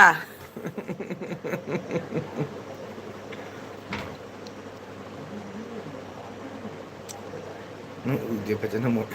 Lakte करी काना पोनो दोचा लाकपदसु इथंतनी चटपदसु इथंतने अदो इथंत हल्लगा नंग हयं कनाना कटपिरकनी नंगी गोत्रदा हायरोबा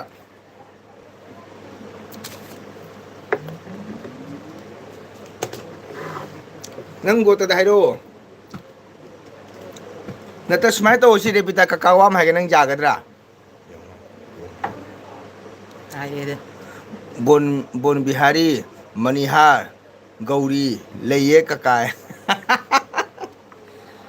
ओ अदु नंग पामसु पामीयबको नंग कैना कटपसे पामदि पामेबा अदु नंग नथोमता लेगा हायतरी ककावाम हायरगे नमना नंग सुताव नर्मदा रेबितागी ममिंगदने लो क्यार हुम लेये मपाना पिरंबा अदो अगोना पिरो ककादा माना सिधी जाबत ताबत ककाना लोइना माई सेवा तौबिरनी माना चानिंगबा थनिंगबा कोइनिंगबा लोइना ककान तादोम गोना तौबा रमा लो क्यारोम से अगोना हेनवा तौबा जारबा Narmada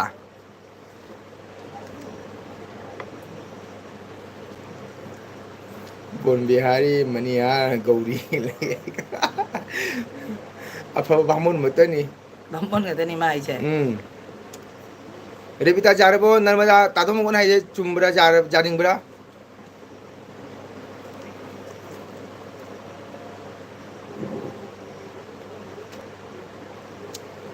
Revita kumo 자닝자 만에 고맙게 nenga phamuro kya ni ra kya ra humna tamu kakamu na sinero aro kamango na nangi loina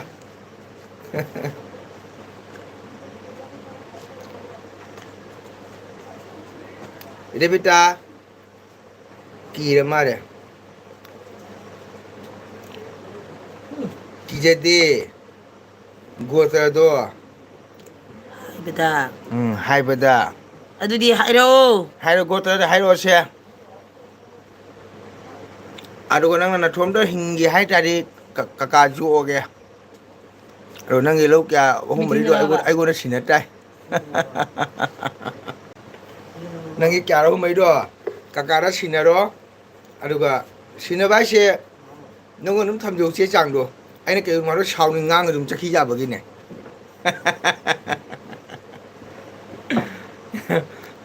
Revita 넌 바다 꽃이 꺼내래수 Kira ba dum chakhi ba gi Ude ni mo nang ba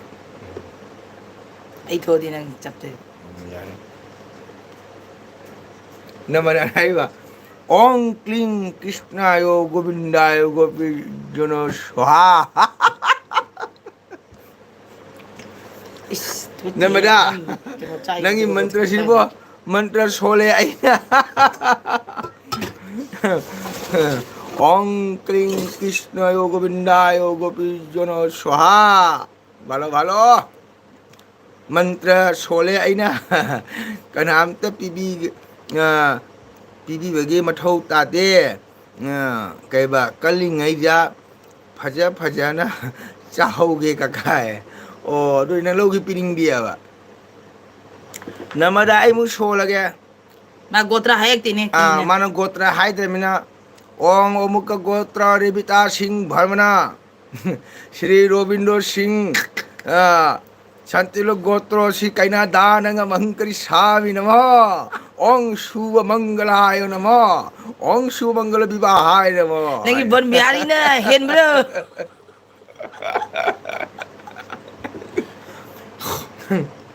Radhe Radhe ꯑꯩꯈꯣꯏꯒꯤ ꯒꯣꯇ꯭ꯔꯗꯤ ꯀꯩꯕ ꯚꯣꯔꯣꯗ꯭ꯋꯥꯔꯅꯤ ꯍꯥꯏꯌꯦ ꯚꯣꯔꯣꯗ꯭ꯋꯥꯔꯅꯤ ꯍꯥꯏꯕ ꯅꯃꯗ ꯑꯩꯈꯣꯏ ꯅꯣꯏ ꯃꯊꯧ ꯇꯥꯗ꯭ꯔꯦꯗ ꯔꯦꯕꯤꯇꯥꯒꯤꯅꯤ ꯚꯣꯔꯣꯗ꯭ꯋꯥꯔ ꯒꯣꯇ꯭ꯔꯩꯁꯣ ꯁꯣ ꯄꯔꯤꯕꯥꯔ ꯁꯔꯦ ꯔꯦꯕꯤꯇꯥꯒꯤꯅ ꯒꯣꯇ꯭ꯔ ꯍꯥꯏꯗꯕꯅꯤꯅ ꯑꯃꯨꯛꯀ ꯒꯣꯇ꯭ꯔꯣ ꯔꯦꯕꯤꯇꯥ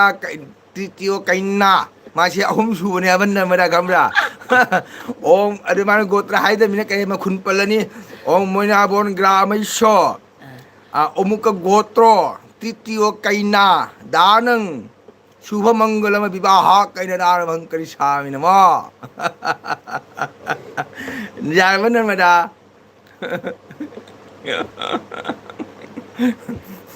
कनाम ते पीबगी मथौ तादे कलिंगैदा फजा फजब चाहोगे ककाया अरो निपा मयाम लई रेबिटागी अयाबी ngai ne e aduni man nang theng deng na khoi mu myang wari chana mai phone da namadagi mantra ro gopal na hindi he rebitana ha no kare manihana Om Moina Bono Gramesho Revita Singhotrino Putri Kainadano Vankari Swami Namaha Radhe Radhe Manihargi Revita Hai Revita Hai Namada no kare Mandra nang hojigi keno do Maniha do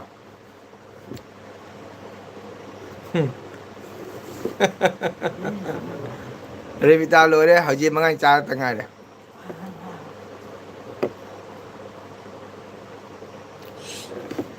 natra namada haji mangai cha tanga de ꯃꯥ ꯅꯪꯊꯦꯡ ꯊꯦꯡꯅ ꯈꯣꯏꯃꯨ ꯃꯌꯥꯝ ꯋꯥꯔꯤ ꯁꯥꯟꯅꯕꯅꯤ ꯃꯗꯨꯒ ꯃꯥ ꯈꯣꯏ ꯊꯥꯡꯒꯅꯤ ꯀꯔꯝꯕꯅ ꯐꯒꯗꯕ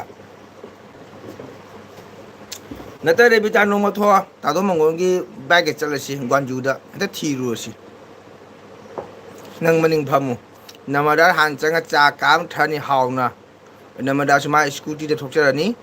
ꯅꯪꯁꯨ ꯀꯀꯥ ꯇꯣꯡ ꯀꯀꯥ ꯍꯦꯛꯇ ꯆꯪꯉ ꯊꯤꯔ ꯂꯣꯏꯔꯦ ꯅꯃꯗꯥ ꯀꯀꯥꯅ ꯏꯁꯩ ꯐꯖꯅ ꯑꯩꯁꯦ ꯐꯖꯅ ꯂꯥꯛꯅꯕꯤꯔꯦ ꯅꯣꯏꯁꯦ ꯅꯃꯗꯥ ꯀꯀꯥꯅ ꯑꯩꯁꯦ ꯐꯖꯅ ꯂꯥꯛꯅꯕꯤꯔꯦ ꯅꯣꯏꯁꯦ ꯂꯥꯛꯅꯗꯦꯗ ꯑꯗꯨꯝ ꯍꯥꯡꯉꯦ ꯇꯧꯔꯤꯃꯤꯗ ꯅꯪꯅ ꯒꯣꯠꯇ ꯍꯥꯏꯔꯛꯇ ꯍꯥꯏꯔꯦ ꯕꯤꯇꯥ ꯄꯥꯈꯪ ꯄꯥꯝꯕ꯭ꯔꯣ ꯃꯧ ꯊꯤꯕ ꯄꯥꯝꯕ꯭ꯔꯣ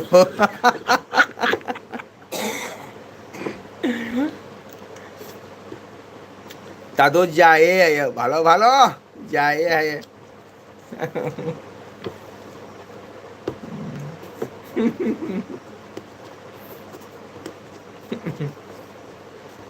이건데 꼭 굽네.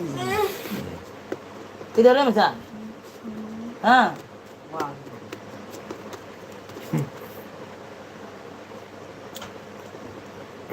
ꯔꯦꯗꯤ ꯅꯃꯗꯥ ꯑꯩꯅ ꯍꯥꯏꯗꯣꯃꯤ ꯉꯁꯤꯒꯤ ꯇꯤꯟꯕꯤꯔꯤꯕ ꯕ꯭ꯔꯍ꯭ꯃꯔꯤꯁꯤ ꯈꯦꯇꯤꯔꯤꯁꯤ ꯏꯄꯥ ꯏꯄꯟ ꯏꯆꯤꯟ ꯏꯅꯥꯎ ꯃꯌꯥꯝ ꯂꯦꯡꯕꯤꯔꯛꯏꯕꯁꯤ ꯉꯁꯤꯒꯤ ꯑꯁꯨꯝꯕ ꯁꯣꯛ ꯒꯣꯇ꯭ꯔꯥ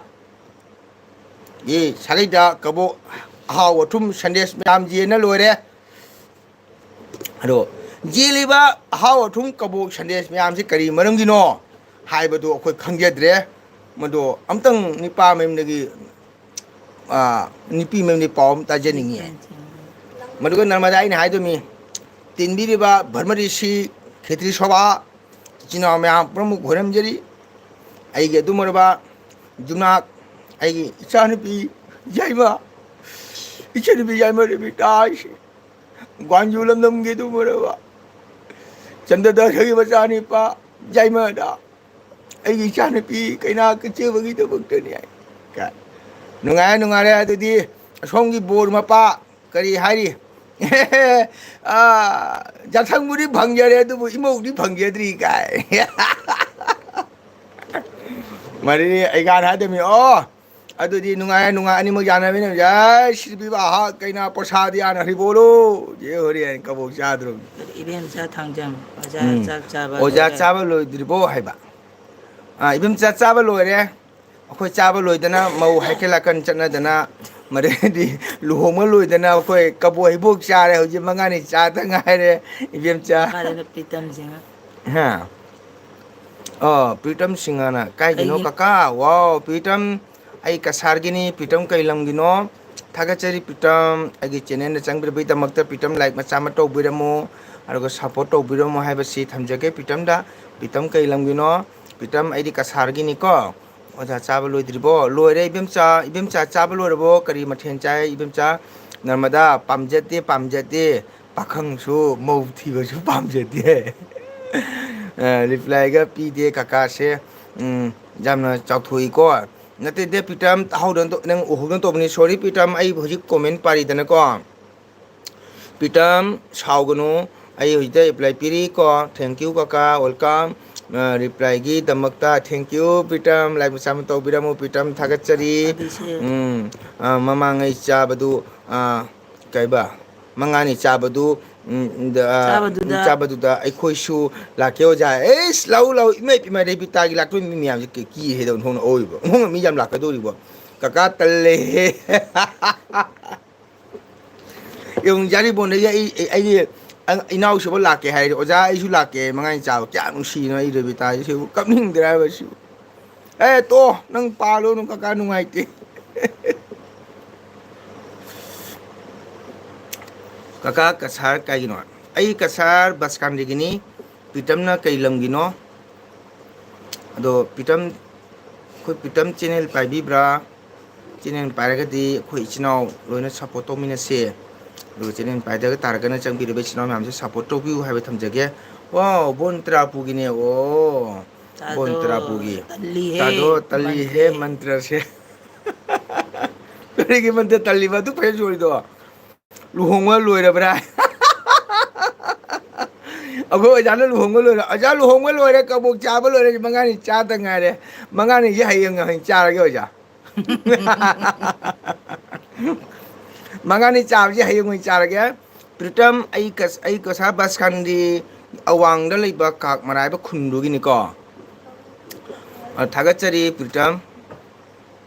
pritam na changpir bi damukta bontara pugni bontara pugi ojara asmani khangbra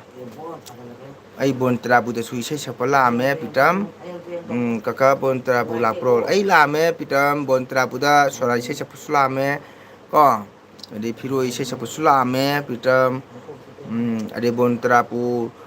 khogi oja onil do mokhoi gi khundasu ai guru kiton sapala mi pritam o khangye go thank you mathang unaradi kau ko 너무너한테 내가 자기 항이도 오자 하나 항이도 luhong malorabra jana kaka bontra pula pro haiba khangi haya mathel jam halu mangani mathel jam halu mangani chaga dabdo hai ojana wow oja lakana di jam hangani welcome kaka thank you pritam hoji kai dauri laik tami bra na taga job tauri bra pritam Narmada yung Manipuri ko jana haiba mathel jam halway mangani chabado Rebita nang hana hairo karke mathen tawe nga makhan kya to sige amtang hairo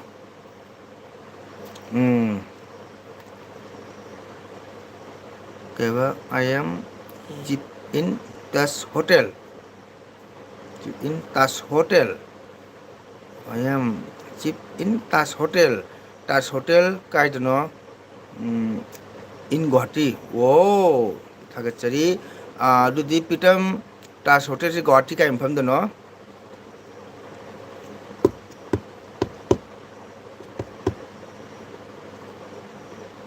Guwahati ka infam do no pitam jamna kuina chaye jamna haur male ibim chaba kuire loiba ai chaba loire kuire loiba Bukan terapur kaki no pritam hang jadi bitana. Chip habadi cook. Okay. Bon terapu kaki no pritam haba bitana. Khanapara. Khanapara da. Jam nungare phajana tamo chado mongol aidi migi mauga dumai dhamanga sembada aidi expert ni ko Target namada kanagumagi kanagum chithan andhobuda mi mating support tawbo sidi narmada dharmana udoini dharmana joini narmada madugi mahidu dine is rebitana pirakadu bordo namata imai pima but paper lekhidre But papa lekhidre but aira I know but pitam chahi kya sure papa lekhidre hoji break ta leire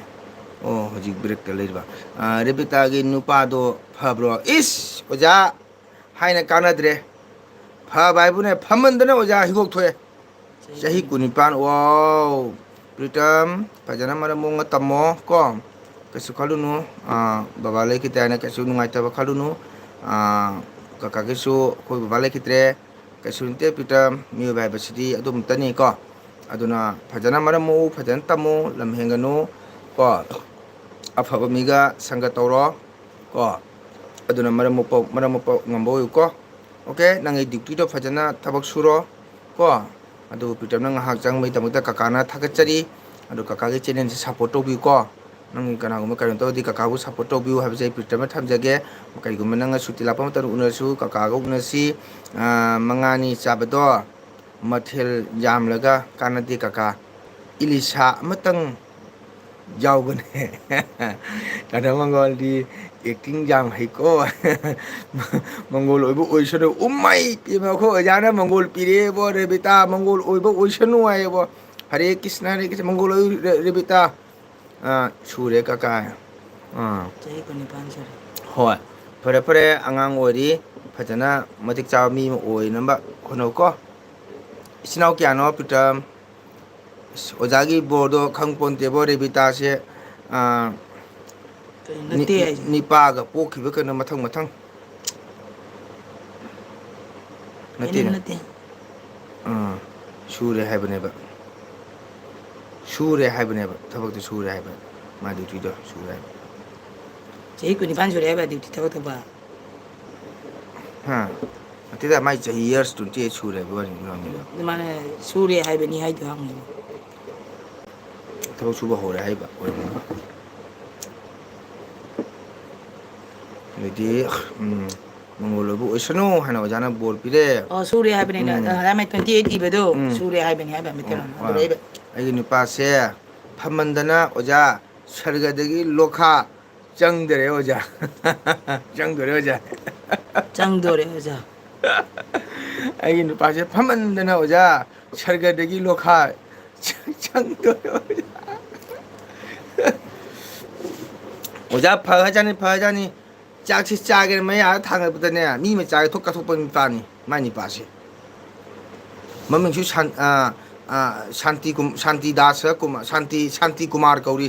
ꯃꯃꯤꯡꯁꯨ ꯆꯥꯔꯒ ꯄꯦꯟꯖꯕꯁꯨ ꯑꯦꯜꯕꯤ ꯊꯥꯔꯦ ꯑꯣ ꯅꯪ ꯆꯪꯉꯨꯔꯕ ꯉꯥꯛꯇꯪꯗꯨꯒ ꯀꯩꯗꯧꯔꯕ ꯈꯪꯗꯦ ꯆꯥꯔꯒ ꯄꯦꯟꯖꯒꯅ ꯅꯣꯇꯤꯐꯤꯀꯦꯁꯟꯒ ꯂꯥꯛꯈꯤꯗꯦ ꯆꯥꯔꯒ ꯄꯦꯟꯖꯕꯁꯨ ꯑꯦꯜꯕꯤ ꯊꯥꯔꯦ ꯑꯣ ꯊꯥꯕꯅꯤ ꯃꯥ ꯊꯦꯡ ꯊꯦꯡ ꯊꯥꯕꯅꯤ ꯏꯇꯩꯃ ꯄꯦꯟꯖꯩꯗꯣ ꯅꯨꯡꯉꯥꯏꯍꯦ ꯉꯁꯤꯁꯦ ꯀꯕꯣꯛ ꯌꯥꯝ ꯍꯥꯎꯔꯤ ꯔꯦꯕꯤꯇꯥ ꯊꯨꯝꯕꯅ ꯔꯣꯁꯒꯨꯜꯂꯥꯒꯗꯣ ꯔꯣꯁꯒꯨꯜꯂꯥ ꯑꯅꯤꯕꯨ ꯌꯥꯎꯔꯝꯃꯤꯅꯦ ꯅꯔꯃꯗꯥ ꯌꯨꯝꯗ ꯂꯥꯛꯑ ꯌꯦꯡꯕꯗꯀꯣ ꯔꯣꯁꯒꯨꯜꯂꯥ ꯑꯅꯤ ꯂꯥꯜꯃꯣꯍꯣꯜ ꯑꯃ ꯅꯤꯡꯀꯤ ꯑꯃ ꯈꯖꯥ ꯑꯃ ꯁꯤꯡꯒ꯭ꯔꯥ ꯑꯃ ꯃꯗꯨꯗꯤ ꯑꯩꯈꯣꯏꯒꯤ ꯀꯔꯤꯅꯣ ꯑꯃꯗꯣ ꯀꯥꯎꯕ ꯍꯥꯏꯕ ꯍꯩꯇꯦꯅꯦ ꯑꯩꯗꯤ ꯅꯤꯡꯀꯤ ꯑꯃ ꯑꯁ ꯌꯥꯝ ꯌꯥꯎꯔꯝꯈ꯭ꯔꯦ ꯃꯥꯏꯗꯣ ꯃꯗꯨꯗꯒꯤꯗꯤ ꯐꯨꯔꯇꯤ ꯂꯦꯆꯤꯗꯣ ꯑꯗꯨꯃ ꯌꯥꯎꯔꯝꯃꯤ ꯏꯁ ꯃꯔꯥꯏꯕꯛ ꯐꯩꯗꯥ ꯑꯣꯖꯥ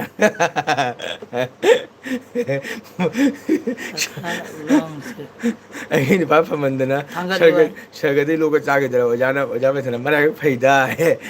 ꯀꯀꯥ ꯕ꯭ꯂꯣꯛꯁꯨ ꯊꯥꯡꯒꯠꯂꯨ ꯍꯥꯏ ꯍꯣꯏ ꯍꯣꯏ ꯄꯤꯇꯝ ꯍꯣꯏ ꯍꯣꯏ ꯄꯤꯇꯝ ꯀꯀꯥ ꯉꯝꯅꯕ ꯍꯣꯠꯅꯒꯦ ꯕ꯭ꯂꯣꯛꯇꯨꯁꯨ ꯀꯣ ꯃꯔꯥꯏꯕꯛ ꯐꯩꯗ ꯑꯣꯖꯥꯅ ꯍꯥꯏꯔꯦ ꯔꯦꯕꯤꯇꯥꯒꯤ ꯅꯤꯄꯥꯁꯤ ꯚꯥꯞꯇꯤ ꯗꯣꯂꯥꯟ ꯁꯥꯈꯤꯕ ꯂꯣꯏꯔꯦ ꯀꯔꯤ ꯋꯥꯈꯜ ꯊꯣꯛꯑꯒꯕ ꯈꯪꯗ꯭ꯔꯦ ꯋꯥꯈꯜ ꯃꯅꯤꯄꯨꯔ ꯌꯧꯗꯣꯔꯦ ꯑꯁ ꯔꯦꯕꯤꯇꯥꯕꯣ ꯅꯔꯃꯗꯥ ꯔꯦꯕꯤꯇꯥ ꯅꯪꯁꯨ ꯅꯥꯕꯨ ꯌꯥꯔꯗꯤ ꯅꯪꯅꯕꯨ ꯌꯥꯔꯗꯤ ꯑꯩ ꯗꯥꯏꯇꯣ ꯂꯧꯒꯦ ꯂꯨꯍꯣꯡꯕꯒꯤ ꯀꯩꯅꯣꯅꯦ ꯑꯃꯨꯛꯀ ꯍꯣꯡꯂꯣꯏꯕꯅꯦ ꯑꯩꯗꯤ ꯃꯤꯁꯇ꯭ꯔꯤꯒ ꯆꯥ ꯂꯣꯏꯔꯦ ꯌꯨꯝꯗ ꯂꯥꯛꯇꯅ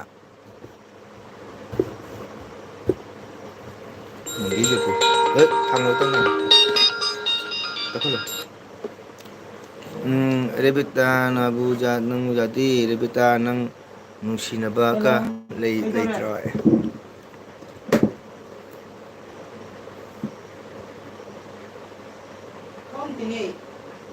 ꯔꯦꯕꯤꯇꯥ ꯅꯪ ꯅꯨꯡꯁꯤꯅꯕꯒ ꯂꯩꯇ꯭ꯔꯣ ꯂꯩꯕꯅꯤ ꯊꯦꯡ ꯊꯦꯡꯅ ꯀꯩꯅꯣ ꯇꯧꯕꯅꯤ ꯂꯩꯔꯗꯤ ꯍꯥꯏꯔꯛꯎ ꯔꯦꯕꯤꯇꯥ ꯑꯗꯨꯝ ꯂꯩꯕꯗꯣ ꯈꯪꯗꯦꯅ ꯆꯪꯕ ꯈꯣꯠꯄꯒ ꯂꯩꯔꯝꯒꯅꯤ ꯃꯤꯁꯀꯣꯜ ꯂꯩꯕ꯭ꯔꯥ ꯌꯦꯡꯉꯨꯗꯅ ꯅꯠꯇ꯭ꯔꯗꯤ ꯀꯣꯜꯗ ꯂꯩꯕ꯭ꯔꯥ ꯀꯔꯤꯅꯣ ꯂꯩꯔꯗꯤ ꯍꯥꯏꯔꯛꯎ ꯔꯦꯕꯤꯇꯥ ꯂꯩꯔꯝꯒꯅꯤ ꯅꯔꯃꯗꯥ ꯃꯁꯦ ꯃꯊꯃꯣꯏ ꯆꯦꯠꯅ ꯍꯥꯏꯗꯣꯛꯇꯕꯅꯤ ꯑꯩꯈꯣꯏꯗꯀꯣ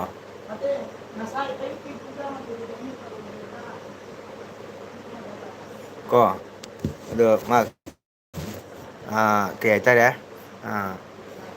ꯃꯊꯃꯣꯏ ꯆꯦꯠꯄꯅꯤꯅ ꯍꯥꯏꯗꯣꯛꯅꯤꯡꯉ ꯇꯧꯕ ꯑꯣꯏꯔꯝꯒꯅꯤꯀꯣ ꯑꯗꯣ ꯑꯩꯈꯣꯏꯗꯗꯤ ꯑꯗꯨꯝ ꯄꯤꯅꯤꯡꯕ ꯑꯐꯕꯗꯣꯀꯣ ꯃꯉꯣꯟꯗ ꯅꯨꯄꯥꯁꯤ ꯄꯤꯅꯤꯡꯕ ꯍꯥꯏꯇꯥꯔꯦ ꯑꯗꯨꯅ ꯑꯩꯅ ꯃꯉꯣꯟꯗ ꯍꯥꯏꯔꯦ ꯐꯔꯦ ꯃꯥꯅ ꯉꯁꯥꯏ ꯍꯥꯏꯈꯤꯕꯀꯣ ꯀꯀꯥ ꯃꯅꯥꯛꯀꯤꯗꯣ ꯀꯅꯥꯅꯣ ꯀꯀꯥꯒꯤ ꯍꯥꯏ ꯑꯣ ꯀꯀꯥꯒꯤ ꯏꯟꯗꯣꯆꯥꯅꯤ ꯀꯣ ꯀꯀꯥꯒꯤ ꯋꯥꯏꯐꯅꯤ ꯀꯣ ꯃꯍꯥꯛꯇꯤ ꯆꯦꯟꯅꯦꯜꯗ ꯌꯥꯝꯅ ꯀꯩꯅꯣ ꯇꯧꯕ ꯍꯩꯅꯗꯕ ꯑꯗꯨ ꯀꯀꯥꯅ ꯁꯨꯝ ꯈꯔ ꯍꯩꯅꯕꯅ ꯁꯨꯝ ꯌꯥꯎꯍꯟꯕꯅꯦ ꯄ꯭ꯔꯤꯇꯝ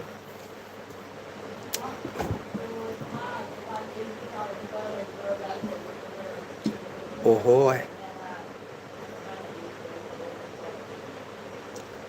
ꯉꯁꯤꯗꯤ ꯗꯤꯟꯖꯥꯅ ꯐꯩꯀꯣ ꯑꯣꯖꯥ ꯏꯇꯩꯃ ꯐꯩ ꯀꯀꯥ ꯍꯣꯏ ꯍꯣꯏ ꯄ꯭ꯔꯤꯇꯝ ꯑꯗꯨꯗꯣ ꯆꯥꯁꯨ ꯈꯔ ꯑꯗꯨꯝ ꯉꯥꯡꯍꯟꯕ ꯇꯝꯍꯟꯕꯩꯅꯀꯣ ꯑꯗꯨꯅꯤ ꯑꯗꯨꯅꯤ ꯉꯁꯤꯗꯤ ꯗꯤꯟ ꯌꯥꯝꯅ ꯐꯩꯀꯣ ꯑꯣꯖꯥ ꯐꯩ ꯏꯇꯩꯃ ꯆꯥꯛ ꯆꯥꯔꯕ ꯏꯇꯩꯃ ꯂꯥꯏꯛ ꯇꯧꯕꯤꯔꯝꯃꯣ ꯂꯥꯏꯛ ꯃꯆꯥ ꯑꯃ ꯀꯥꯞꯁꯟꯕꯤꯔꯣ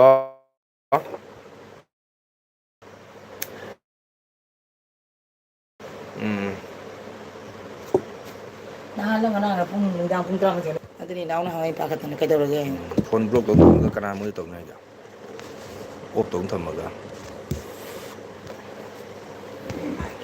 ꯔꯦꯕꯤꯇꯥ ꯅꯪꯒꯤ ꯙꯃꯥꯟꯒꯤ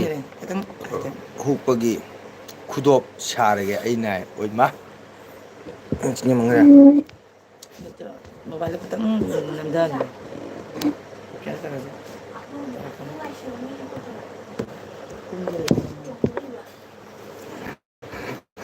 ꯅꯃꯗ ꯅꯨꯡꯁꯤꯅꯕ ꯊꯝꯂꯒ ꯀꯥꯟꯅꯄꯣꯟꯇꯦ ꯆꯨꯝꯃꯤ ꯔꯦꯕꯤꯇꯥ ꯑꯗꯨꯅ ꯏꯁꯩꯗ ꯍꯥꯏ ꯅꯨꯡꯁꯤꯅꯕ ꯍꯩꯔꯨꯅꯨ ꯏꯇꯥ ꯀꯥꯏꯅꯔꯒ ꯋꯥꯕꯅꯤ ꯍꯥꯏꯅ ꯅꯔꯃꯗꯥꯅ ꯍꯥꯏꯁꯦ ꯀꯅꯥꯅ ꯍꯥꯏꯕꯤꯗꯣꯏꯅꯣ ꯍꯧꯖꯤꯛꯀꯥꯟꯗ ꯌꯦꯡꯉꯣ ꯙꯃꯥꯟꯒꯤ ꯍꯨꯛꯀꯗꯕ ꯈꯨꯗꯣꯞ ꯁꯥꯔꯒ ꯑꯩꯅ ꯍꯨꯛꯀꯦ ꯍꯥꯏ ꯃꯥꯛ ꯑꯗꯨꯃ ꯄꯥꯡꯉꯦ ꯍꯥꯏꯁꯦ ꯀꯅꯥꯅ ꯍꯥꯏꯕꯤꯗꯣꯏꯅꯣ ꯔꯦꯕꯤꯇꯥ ꯅꯪ ꯐꯕꯠ ꯌꯥꯊꯣꯛꯑꯕ ꯀꯔꯤꯅꯣ ꯅꯔꯃꯗꯥꯅ ꯍꯥꯏꯁꯦ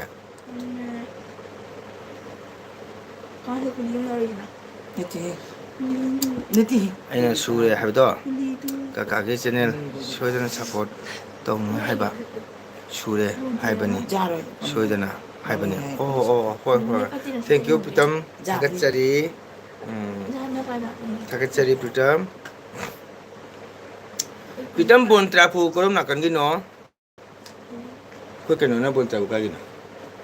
Ako ay amitado ko, di ba? Makaroon. ꯕꯣꯟꯇ꯭ꯔꯥꯐꯨ ꯃꯈꯥ School kaya makadan. Ano, bocha, mo may balay beto di makara makadan. Bocha ka. Bocha gusto nyo ko mabocha na ba?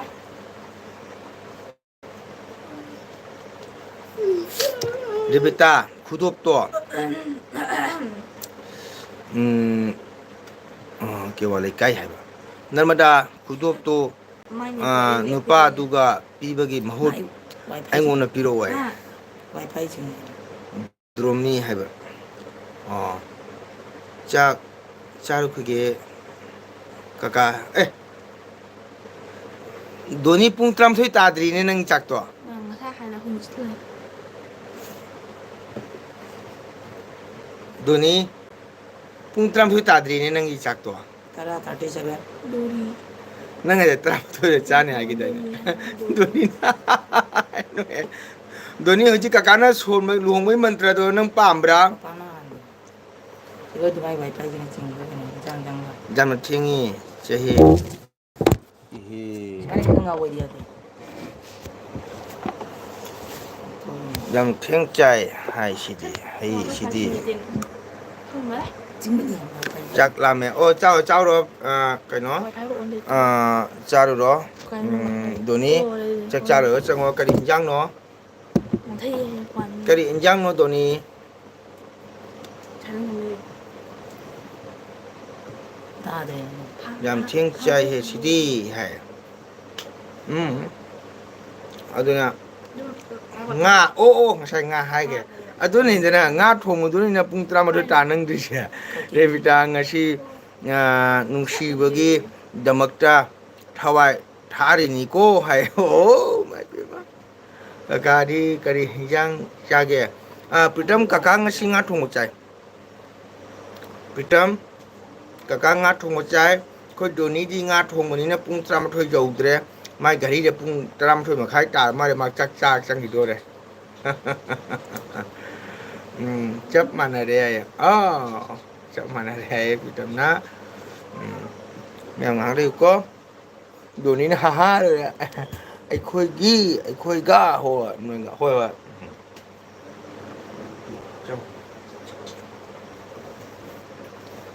không không chắn mà. Tapay sila sa mga pamak.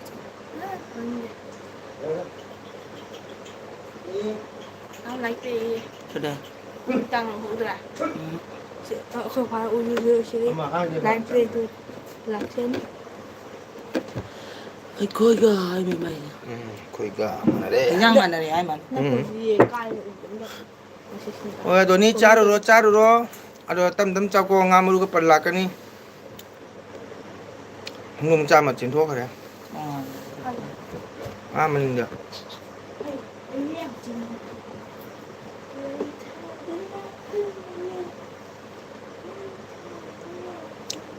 비tam기 쿤제 cây Để coi. cây này cây mana oi la bo pitam man hang ba e pita nangonda nipa nga tanah dry nipa na tanah dry Chỉ dựa ra vậy. nungai wari ni e pita nangonda nipa na tanah dry Có đấy bà. Thì tấm nó nanak tagi chingdo ulo ojabu nanak tagi chingdo ulo ojabu nga maru pangani ha ha ha ha ai ithanta leibani kaka ithanta chaba se talle ya o kaka ga chamin si thangalo pokham do ha ha ha nang gieng ga se mà cha hay gì hình được. Chỉ mà ăn. 오지 마요. chi mà nó gieng ga 미안, ngasi tumning dre luhoma jaru bagi ako jana ngasi luhoma jaru bagi tumning dre tapna chadu ni pitam mai tapna chadu mi pitam mai doni na chau chau tam chau palasu pandasu sunu palagana kaka solake chak charabo hai rakesh thokchom rakesh khoi rakesh ne chak charabo hai chare rakesh macha tung khrabo munu tumdri Ada thuốc gì? like to munu like to biramo like to birama tumdri Lay. macha tung khrabo hanga Tôi hỏi nghe tôi chỉ chứ nào. ai khoi di 마. nungsinaba leire i Mà sao tôi mới bảo nghe tôi chỉ chứ này. tokjage hai kanyang chage nuya ai khoi di nungsinaba leire i chummi leire katami kai mathel charge nga thonga chai rakesh Thuốc gì hay gì? Chỉ chứ nào. rakesh lector mo namada nipana jamna tanarami ibung ipa leibanina duga onsalute onsaladi icha mau thirane ibung ipana bu dum pana leira bane nanaga kha thining de ba tumo jirum thong ba chai kana lege hai kana lege di rakesh rakesh like to pirmo khoi rakesh ko mani bu rakesh la khang ji rakesh thok chom che rakesh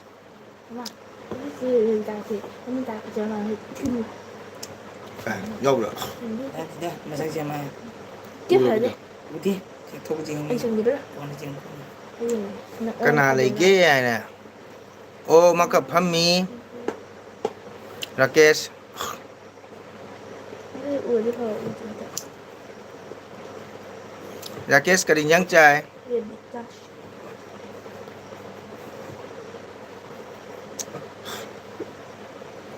cái nào lấy ghê hai ba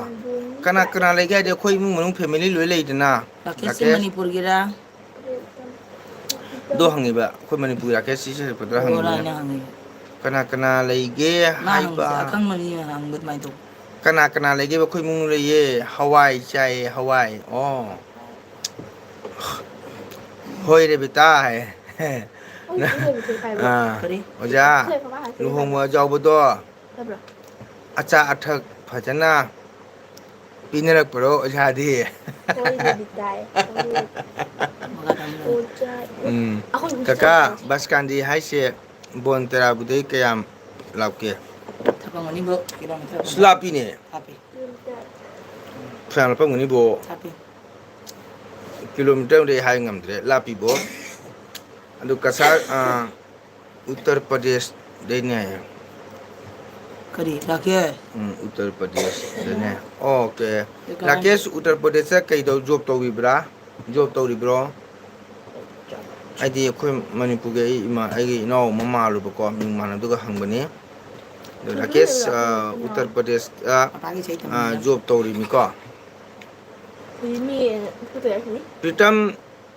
thapam gani bu kakar na silcharum na chapa matamda sigagi pung tere makhai di ka khoina isei gi chapa dane ko haidi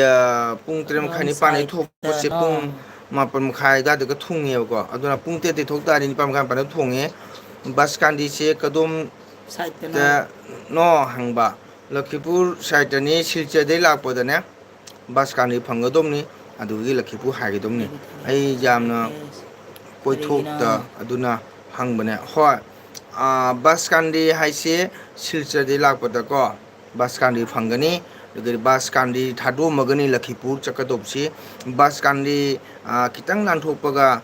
khogi kari haitare Lakhipur rota lakpa matamda left side ta awang pangna kaka lambi chaphum le ko maduga kaka hoi lebhamni Rakesh kai gino aina khangbro Ai khang bra hang. Rakesh Uttar Pradesh ta kai thabak to jana job to ribra okay Pritam na suti lakpa matamda unasi ko kaka ga unasi kai de silche da unar su kai de oho kaka hai nang lak ng koi matamda koi lo kai de kaka welcome to ni kaka na inabu okani ko akhoi gi nang lambi thibam kai mathuk ta de sunai ro chum la ga silche taraga silche de gi chum kum thara ga Lakhipur jonde bas kandi ne phangni ko bas kandi manak tani ka khawani ba khoi khak nai ba khun che ko chum unasi Pritam Rakesh Rakesh Uttar Pradesh ta job to ribna ko Rakesh se sodakat ki ro nate Rakesh se khangre ma Uttar Pradesh kin hai Uttar Pradesh leiba leibham di karai gi noisu hangudre Rakesh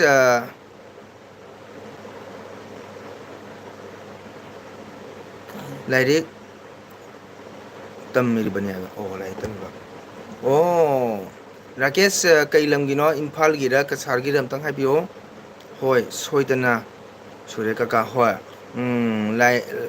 lairik tamuri baniaga lai tammi Uttar Pradesh ta Rakesh karai kai lam gi no Imphal gi ra kasar gi ra Rakesh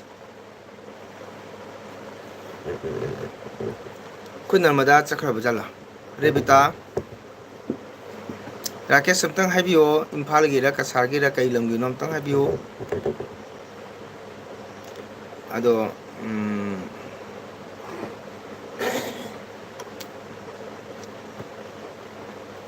Rakesh leiribra leiragati samtang haibio Imphal gi ra kadai gi no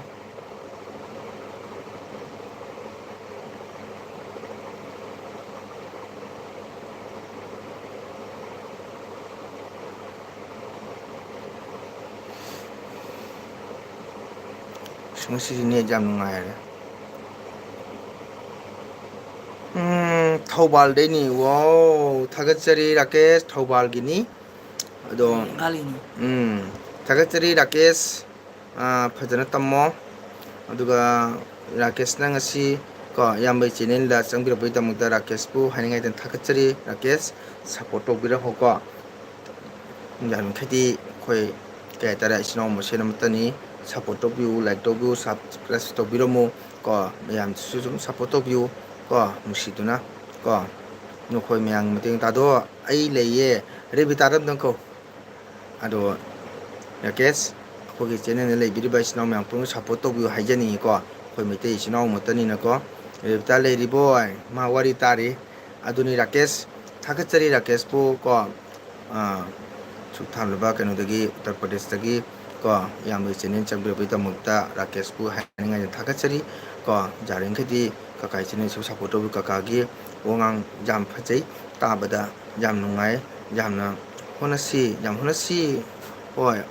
thank you Pritam thakachari aduna ko Pritam su maramukwa mi have do oyu ꯀꯣ ꯃꯇꯤꯛ ꯆꯥꯕ ꯃꯤ ꯑꯃ ꯑꯣꯏꯔꯒ ꯇꯥꯔꯒꯗꯤ ꯑꯩꯈꯣꯏꯅꯁꯨ ꯃꯌꯥꯝꯅꯁꯨ ꯁꯛꯈꯪꯅꯔꯛꯀꯅꯤ ꯃꯌꯥꯝꯅꯁꯨ ꯅꯨꯡꯉꯥꯏꯕ ꯐꯥꯎꯒꯅꯤ ꯀꯣ ꯑꯗꯨꯅ ꯃꯇꯤꯛ ꯆꯥꯕ ꯃꯤ ꯑꯃ ꯑꯣꯏꯔꯣꯅ ꯍꯥꯏꯖꯅꯤꯡꯉꯤ ꯄꯤꯇꯝꯗꯁꯨ ꯀꯣ ꯑꯣꯖꯥ ꯑꯩꯈꯣꯏ ꯁꯣꯝꯗ ꯅꯣꯡꯃ ꯀꯣꯏꯔꯛꯎ ꯄꯨꯡꯗꯣꯟ ꯆꯥꯅꯕ ꯑꯣ ꯅꯥ ꯌꯦꯛꯇ꯭ꯔꯒ ꯍꯌꯦꯡ ꯍꯦꯛꯇ ꯊꯣꯛꯆꯔꯒꯦ ꯑꯗꯣ ꯈꯔ ꯐꯖꯅ ꯊꯝꯕꯤꯔꯝꯃꯣ ꯑꯗꯣ ꯄꯨꯡꯙꯣꯟ ꯃꯨꯛꯕꯥꯡ ꯑꯣꯏꯅ ꯁꯦꯝꯖꯔꯒꯦ ꯊꯥꯒꯠꯆꯔꯤ ꯑꯗꯣ ꯍꯌꯦꯡꯗꯣ ꯑꯩ ꯅꯥ ꯌꯦꯛꯇ ꯁꯣꯏꯗꯅ ꯂꯥꯛꯆꯒꯦ ꯄꯨꯡꯊꯣꯟꯒꯤ ꯃꯨꯕꯥꯡ ꯑꯣꯏꯅ ꯑꯩ ꯁꯦꯝꯖꯔꯒꯦ ꯍꯌꯦꯡ ꯚꯤꯗꯤꯑꯣ ꯃꯈꯣꯏ ꯏꯅꯥꯎ ꯄ꯭ꯔꯤꯇꯝ ꯕꯣꯟꯇ꯭ꯔꯥꯄꯨꯏ ꯒꯨꯍꯥꯇꯤꯗ ꯂꯩꯕꯀꯣ ꯃꯥꯅ ꯍꯥꯏ ꯕ꯭ꯂꯣꯛꯁꯨ ꯁꯦꯝꯃꯨ ꯍꯥꯏꯌꯦꯕ ꯑꯗꯣ ꯍꯌꯦꯡꯁꯤ ꯅꯥ ꯌꯦꯛꯇꯗꯤ ꯄꯨꯡꯊꯣꯟꯒꯤ ꯕ꯭ꯂꯣꯛ ꯑꯣꯏꯅ ꯑꯩ ꯁꯦꯝꯃꯒꯦ ꯍꯌꯦꯡ ꯅꯔꯃꯗꯥ ꯅꯪ ꯀꯩ ꯆꯠꯂꯨꯒꯦ ꯀꯥꯏ ꯆꯠꯂꯨꯒꯦ ꯑꯩꯒꯤ ꯅꯨꯄꯥ ꯁꯦꯝꯃꯒꯦ ꯍꯣꯠꯅꯕ ꯃꯥꯡꯉꯨꯔꯤꯔꯣ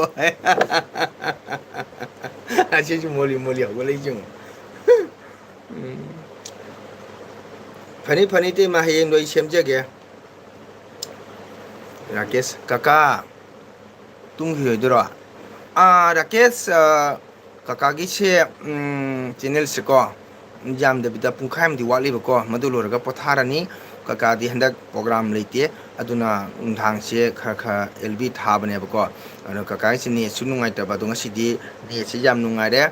ꯊꯥꯒꯠꯆꯔꯤ ꯔꯥꯀꯦꯁꯅ ꯎꯠꯇꯔ ꯄ꯭ꯔꯗꯦꯁꯇ ꯂꯥꯏꯔꯤꯛ ꯇꯝꯃꯤꯁꯦ ꯃꯇꯤꯛ ꯆꯥꯕ ꯃꯤ ꯑꯃ ꯑꯣꯏꯔ ꯊꯣꯛꯄꯤꯔꯛꯑꯣ ꯀꯣ ꯑꯗꯨꯒ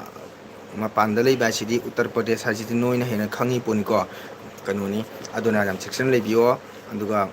ꯂꯥꯏꯔꯤꯛ ꯂꯥꯏꯁꯨ ꯐꯖꯅ ꯇꯝꯃꯒ ꯃꯤ ꯑꯃ ꯑꯣꯏꯅ ꯍꯣꯠꯅꯕꯤꯔꯣ ꯑꯗꯨꯕꯨ ꯔꯥꯀꯦꯁꯅ ꯏꯁꯥꯒꯤ ꯏꯊꯧ ꯀꯥꯏꯊꯣꯛꯄꯤꯔꯒ ꯀꯣ ꯂꯥꯏꯔꯤꯛ ꯄꯥꯕ ꯃꯇꯝ ꯀꯥꯏꯊꯣꯛꯄꯤꯔꯒ ꯉꯥꯏꯍꯥꯛ ꯀꯀꯥꯒꯤ ꯆꯦꯅꯦꯜꯗ ꯆꯪꯕꯤꯕꯒꯤꯗꯃꯛꯇ ꯔꯥꯀꯦꯁꯄꯨ ꯍꯥꯏꯅꯤꯡꯉꯥꯏ ꯊꯥꯒꯠꯆꯔꯤ ꯑꯗꯨꯒ ꯔꯥꯀꯦꯁꯀꯤ ꯃꯈꯥꯗ ꯅꯔꯃꯗꯥ ꯃꯩꯇꯩ ꯂꯩꯕꯁꯦ ꯑꯩꯒꯤ ꯏꯆꯟꯅꯨꯄꯤꯅꯦꯕꯀꯣ ꯃꯥꯁꯨ ꯆꯦꯅꯦꯜ ꯍꯥꯡꯉꯤ ꯃꯥꯕꯨꯁꯨ ꯁꯞꯄꯣꯔꯠ ꯇꯧꯕꯤꯌꯨ ꯍꯥꯏꯕꯁꯦ ꯑꯩ ꯔꯥꯀꯦꯁ ꯑꯃꯁꯨꯡ ꯑꯩꯒꯤ ꯏꯅꯥꯎ ꯄ꯭ꯔꯤꯇꯝꯒꯗ ꯑꯩ ꯍꯥꯏꯖꯒꯦ ꯄ꯭ꯔꯤꯇꯝ ꯑꯃꯁꯨꯡ ꯔꯥꯀꯦꯁ ꯃꯈꯥꯗ ꯂꯩꯔꯤꯕ ꯅꯔꯃꯗꯥ ꯃꯩꯇꯩ ꯍꯥꯏꯔꯤꯁꯦ ꯃꯥꯒꯤ ꯆꯦꯅꯦꯜꯅꯤꯀꯣ ꯃꯥꯏ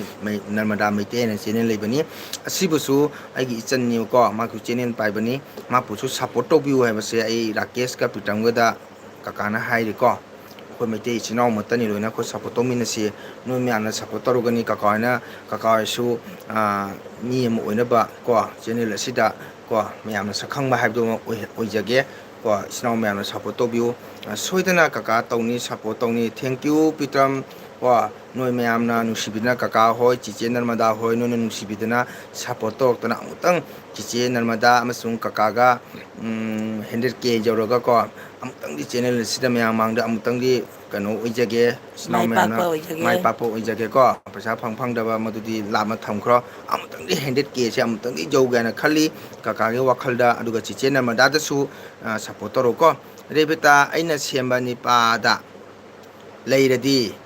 ꯅꯪ ꯔꯥꯅꯤ ꯑꯣꯏꯅ ꯂꯩꯗꯣꯏꯅꯤꯀꯣ ꯑꯁꯤ ꯃꯃꯥꯡ ꯀꯣꯃꯦꯟ ꯇꯧꯗꯦꯗꯣ ꯔꯦꯕꯤꯇꯥ ꯇꯞ ꯇꯞꯅ ꯔꯥꯅꯤꯄꯨꯔꯗꯒꯤ ꯂꯧꯕꯨꯛ ꯊꯥꯞꯇꯕꯅꯤ ꯔꯥꯅꯤꯄꯨꯔꯗꯒꯤ ꯂꯧꯕꯨꯛ ꯑꯣꯏꯅ ꯁꯣꯔꯠꯀꯠ ꯗ ꯆꯠꯄ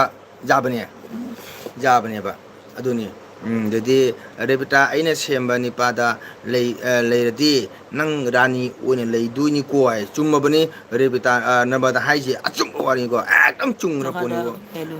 ꯔꯥꯅꯤꯄꯨꯔ ꯈꯪꯉꯤ ꯅꯔꯃꯗꯥ ꯔꯥꯅꯤꯄꯨꯔꯗꯣ ꯏꯕꯦꯝꯃꯣ ꯀꯀꯥꯒꯤ ꯊꯨꯡꯉꯥꯟ ꯂꯥꯜꯂ ꯆꯠꯀꯗꯕꯃꯤꯅꯦ ꯏꯕꯦꯝꯃ ꯍꯥꯏꯁꯤꯅꯗꯤ ꯔꯥꯅꯤꯄꯨꯔꯗ ꯅꯪꯅ ꯈꯣꯏꯗꯥꯔꯕꯣ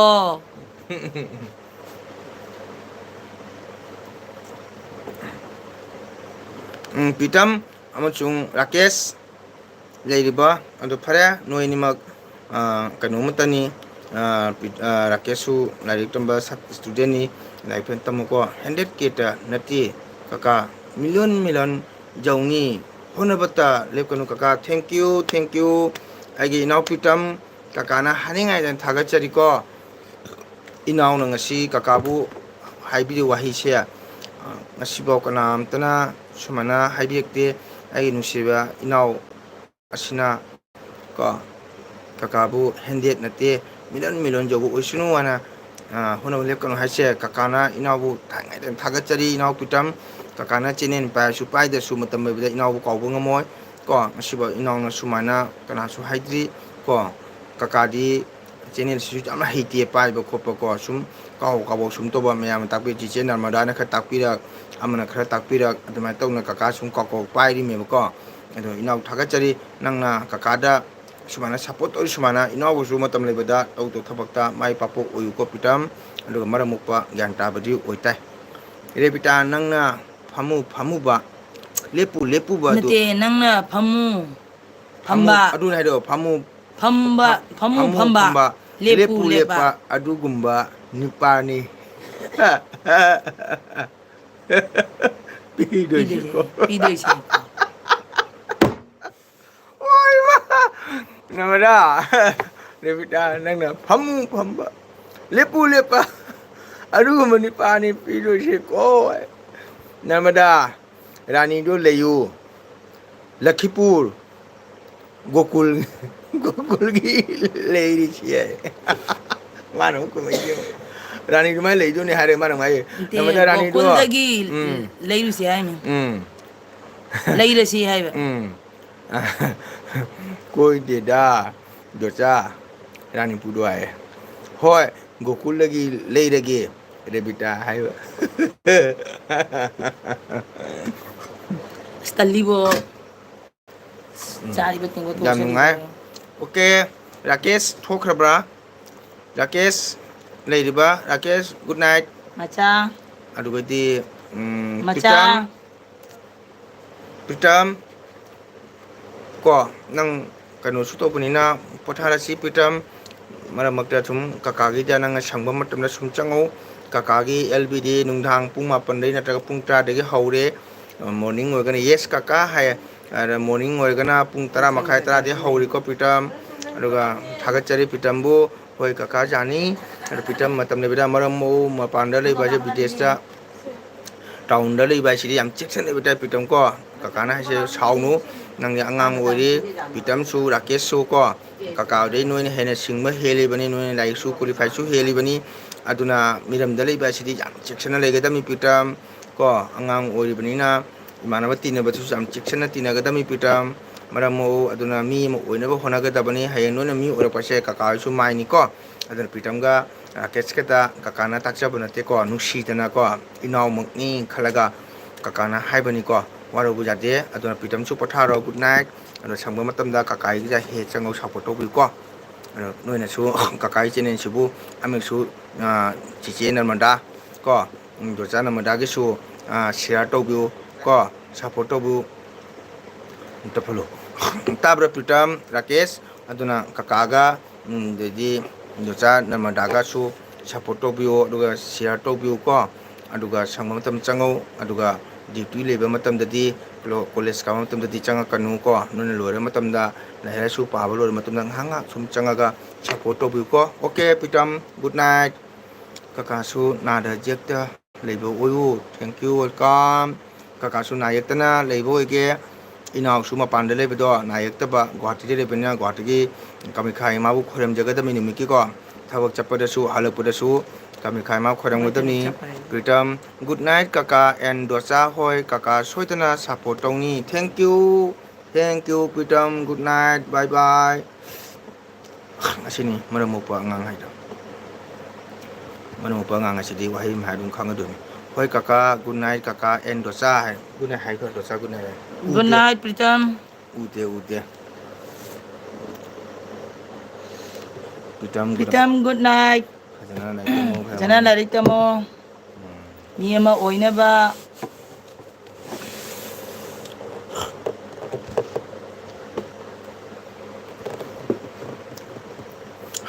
chiri mea ma lirak Rakesh kai gino aina khai khangro hang ni si bon terapu gi hai du dina bon terapu gi ne nge digini ai jamna koi thok te aduna sai gini aina phamu hairaga phamba chatlu haiba nupa do namada dumba nupa do khalli aidi pamjade namada oi mai phima levita keba tumam dai siga isai ma sauko levita Hajana sumharo nang wahidu kainu ne yeram singang sibo rebeta tom dai siga isai ama sauko tumba hipa chabada uduna talai imichina Rebita duga leiradi nungai do niko Rebita duga leiradi nungai do niko oi ma Rebita sauroi oi ma sire Rebita Rebita na hai namada kumba nokwa siye wa seda namada wai nungai bani bo oi ma Rebita duga leiradi nungai do niko aduni paru le nungai de me namada isai do kakana sakpa tai isai ojani na kaka do sakpa tai isai ojana tumam dai sida narmada Rebita tadogi di kakagi di nogi kanu se haita bani na ko nat isai wana salake ahing akhogi nungai na tumma matamda mina tumma thugai base nungai tabni chumbra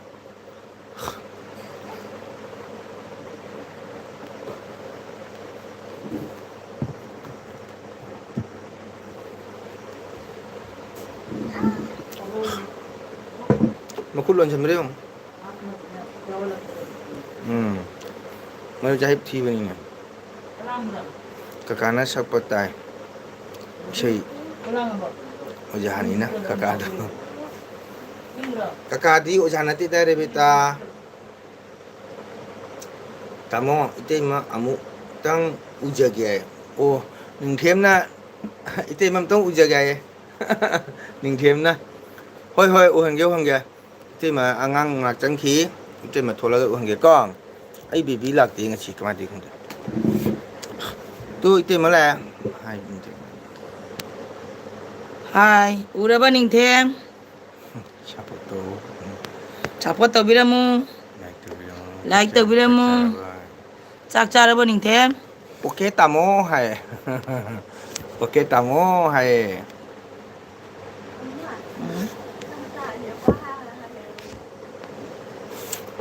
Okay tamo hai ningthem chak charba. Ai da kap chana sidora. Pakhang di adum oire nupi angang di leire lesabi ni di hari adugi si chang leite pakhang di adum oire nupi angang di leire lesabi ni di hari adugi si chang di leite namada ki wari jumungai Narmada na hangse Rebita daro natraga ingun daro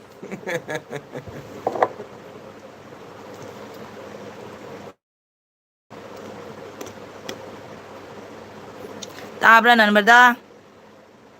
nangi komen irei se ingun dara natra Rebita dara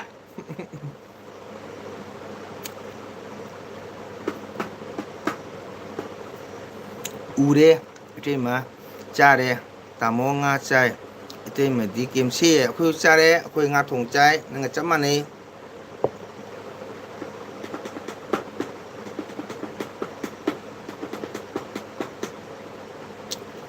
kiyo khang uti nanga sakto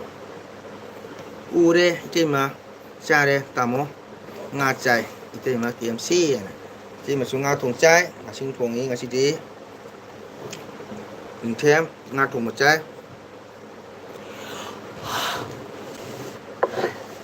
Rebita sei phajabro ai pakhang di adum oire nupi angang di leire lesabi ni di hairi adugi che chang leite hai phajai Rebita sei phajabro ha keba ngasi unariba aikoi se khangde hayeng na kari oirakani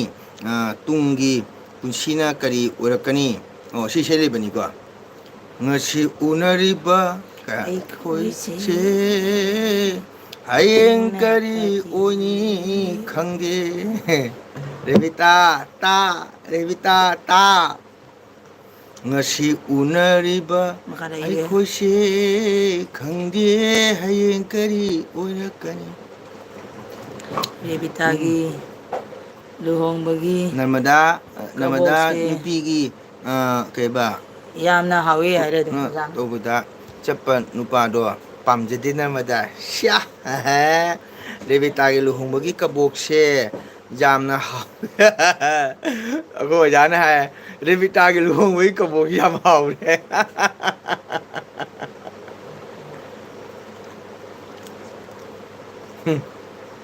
ni luida Nana ko say kunjala ko ay sa ko to. rebita luhongbagi kabokse jamna haure manipur jana rebita tabra khoi manipur gi ojana nang luhongbagi kabokse yam haure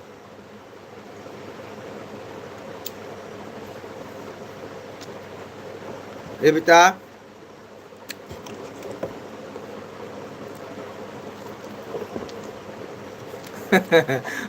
ôi giáo dỗ lên mày bu ta muốn cái xe xe sang cái tên mà kakak dia hiti kakak dia nak sang cái tên sak pani nak ko ada cái sudah pa le ning thêm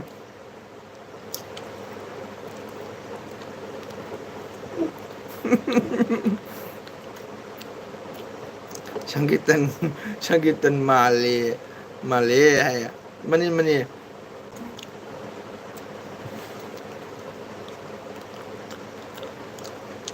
khoi biam cha thok khama biam cha la ma ga tum le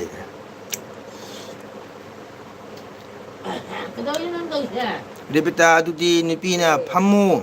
haraga phamba nupa do magi nupi do nungsi bagi ni ko ai wow rebita adudi nupi na phamu haraga phamba nupa do magi nupi do nungsi bagi ni ko hai Mongol kari thong ma chage wow ite mam ichi mi lai na jeng si nga thong ma chai ichi di kai nyang chai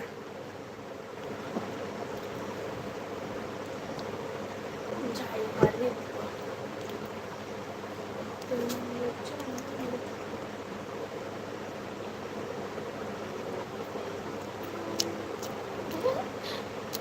wow bibi oi chale tu hawai thong ma chai hai kaka hai bibi sari kaka na hoi mi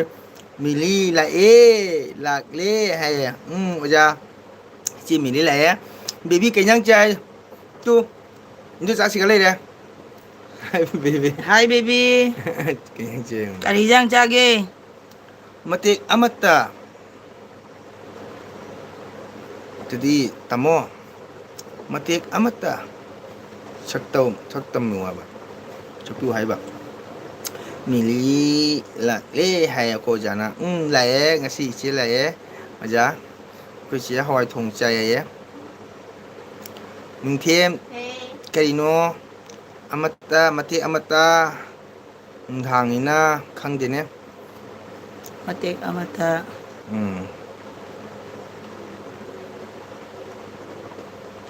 Matik amata si tamo hai. Hai indom cha hai bibi indom cha phami tu Ora ba baby. kai nyang cha ge hang Baby karijang chage. asai de ngai mi kaka na nang lakte ai thabak hang torong nang khalle ba oja se ai luhung bagi ko buk chi kayam chau ge oja ma luhung ko buk yam chau ge oja de hang ye oja ribita na ma luhung ko buk yam chau ge bibi kai nyang chai kaka ngasai de ai na hai mi bibi lakte na ai thabak kalam ngodra sum hang da ba ngasi saugri thonge Hawjing nungdangda. manipurda ayukni Karigi. Numitsugo. ada nungsa sabe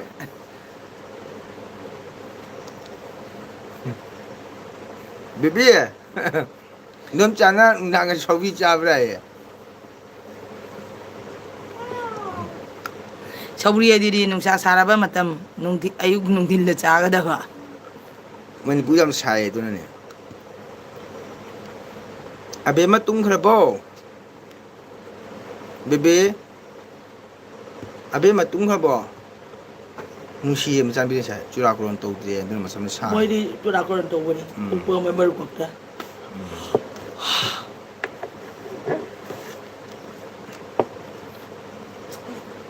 ꯑꯩꯗꯤ ꯆꯥꯏꯗ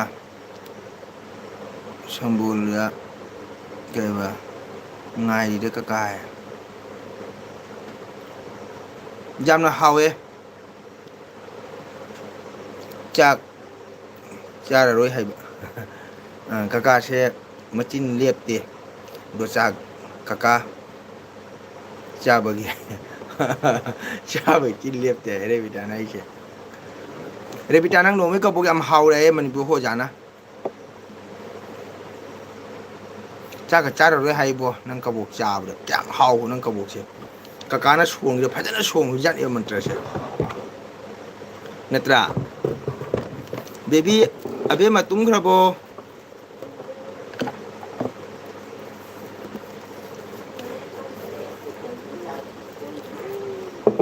baby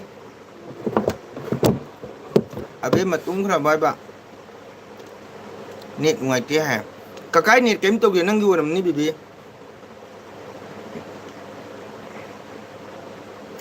ꯑꯕꯦꯝꯃ ꯇꯨꯝꯈ꯭ꯔꯕꯣ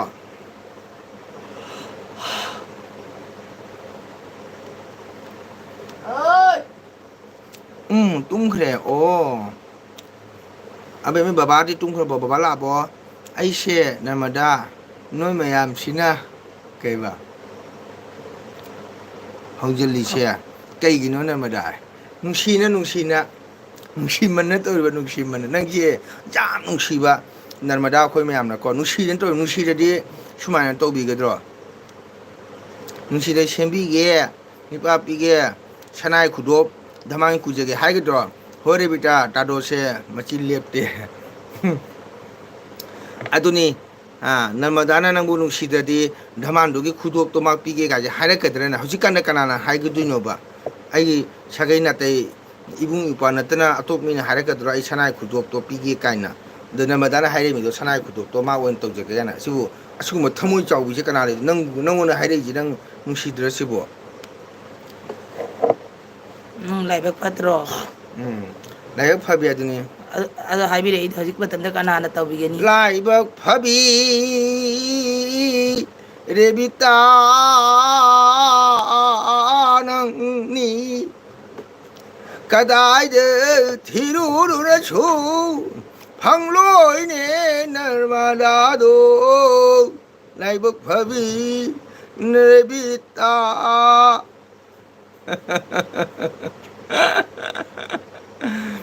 ꯔꯦꯕꯤꯇꯥ ꯅꯉꯣꯟꯗ ꯍꯧꯔꯒ ꯌꯥꯝ ꯅꯨꯡꯉꯥꯏꯀꯣ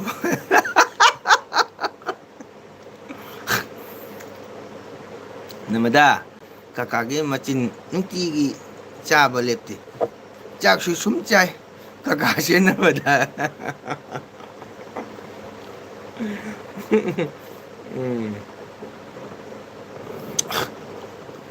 ꯁꯦ ꯔꯦꯕꯤꯇꯥ ꯂꯐꯣꯏ ꯆꯥꯒꯦꯔꯣ ꯃꯌꯥꯡꯍꯩ ꯆꯝꯄꯥ cola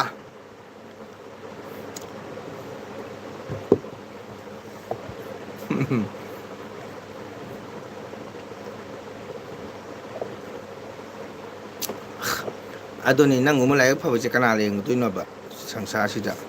ꯂꯥꯏꯕꯛ ꯌꯥꯝ ꯐꯔꯛꯄꯅꯤ ꯑꯩꯈꯣꯏ ꯔꯦꯕꯤꯇꯥꯁꯦ ꯌꯦꯡꯉꯨ ꯅꯔꯃꯗꯥꯅꯒ ꯁꯅꯥꯏ ꯈꯨꯗꯣꯞꯀ ꯄꯥꯡꯉꯩꯒ ꯍꯥꯏꯃꯤ ꯌꯦꯡꯉꯨ ꯀꯦꯕꯤꯅ ꯍꯥꯏ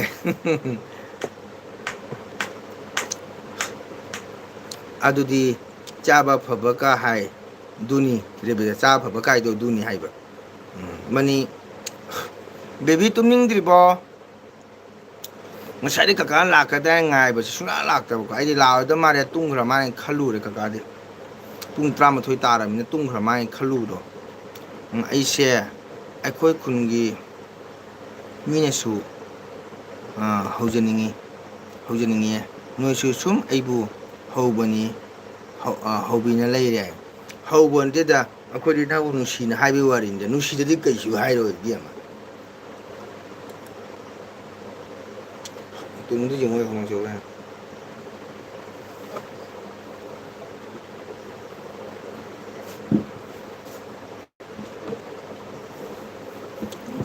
ꯑꯩꯗꯤ ꯌꯥꯝꯅ ꯋꯥꯔꯦ ꯍꯥꯏ ꯀꯩꯗꯧꯔꯒꯦ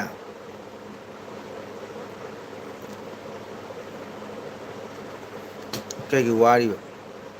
ꯆꯦ ꯆꯥꯡ ꯁꯨꯕ ꯈꯨꯠ ꯅꯥꯕꯅ ꯋꯥꯔꯤꯔꯣ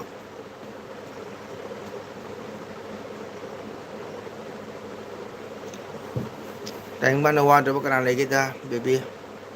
ꯀꯀꯥꯁꯨ ꯁꯨꯝ ꯋꯥꯔꯤꯃꯦ ꯁꯨꯝ ꯅꯣꯛꯊꯣꯛꯄꯩ ꯋꯥꯔꯤꯅꯤ ꯃꯌꯥꯝꯁꯤꯅ ꯋꯥꯔꯤ ꯁꯥꯟꯅꯔꯒ ꯀꯣ ꯔꯦꯕꯤꯇꯥ ꯁꯥꯎꯕ ꯖꯥꯠꯇꯦꯀꯣ ꯐꯥꯒꯤ ꯁꯨꯝ ꯇꯧꯅꯕꯅꯤꯀꯣ ꯐꯥꯒꯤ ꯁꯨꯝ ꯇꯧꯅꯕꯅꯤꯀꯣ ꯍꯥꯏ ꯑꯩ ꯁꯥꯎꯗꯕꯩ ꯁꯥꯎꯕ ꯍꯩꯇꯕꯅꯤꯗ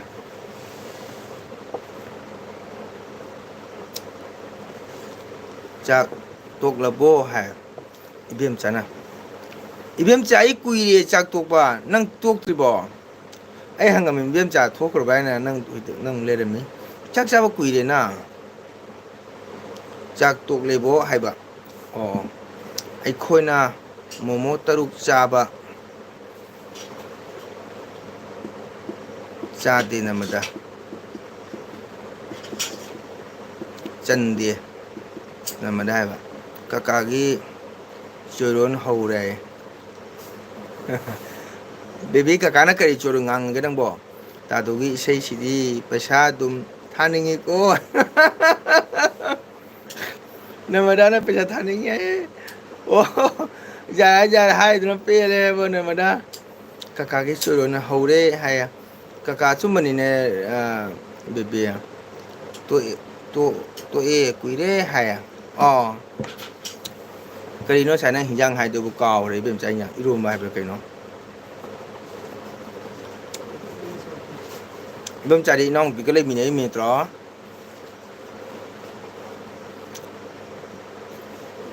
ꯍꯌꯦꯡꯗꯤ ꯗ꯭ꯌꯨꯇꯤ ꯂꯩꯕ꯭ꯔꯥ 이뱀ꯆꯥꯒꯤ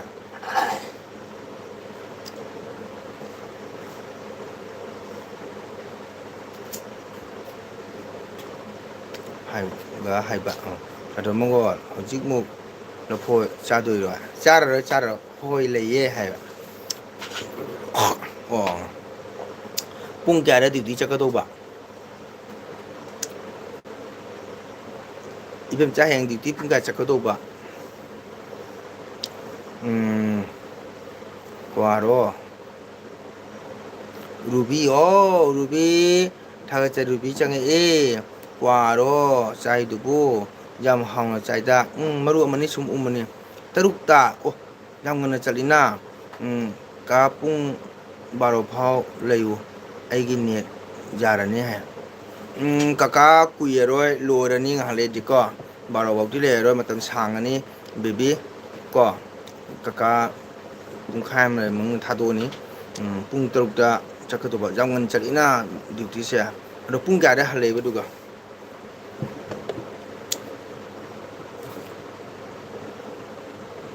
ꯕꯦꯕꯤꯅ ꯄꯨꯡ 12 ꯐꯥꯎ ꯂꯩꯌꯨ ꯍꯥꯏ ꯍꯛꯀꯥꯝ ꯋꯥ ꯆꯟꯅ ꯁꯤꯗꯣꯔꯦ ꯁꯣꯝ ꯄꯨꯡ 12 ꯐꯥꯎ ꯂꯩꯔꯔꯣꯏ ꯕꯦꯕꯤ ꯀꯀꯥꯒꯤ ꯅꯦꯠꯄꯦꯛꯁꯨ ꯌꯥꯝꯗ꯭ꯔꯦꯕꯀꯣ ꯍꯣꯏ ꯆꯨꯝꯃꯤ ꯀꯀꯥ ꯑꯩꯃꯨꯛ ꯂꯥꯏꯕꯛ ꯐꯕꯁꯦ ꯊꯤꯕꯗ ꯐꯪꯂꯣꯏꯌꯦ ꯈꯪꯉꯤꯗ ꯂꯥꯏꯕꯛ ꯐꯕꯤ ꯂꯥꯏꯕꯛ ꯐꯕꯤ ꯔꯦꯕꯤꯇꯥꯅꯤ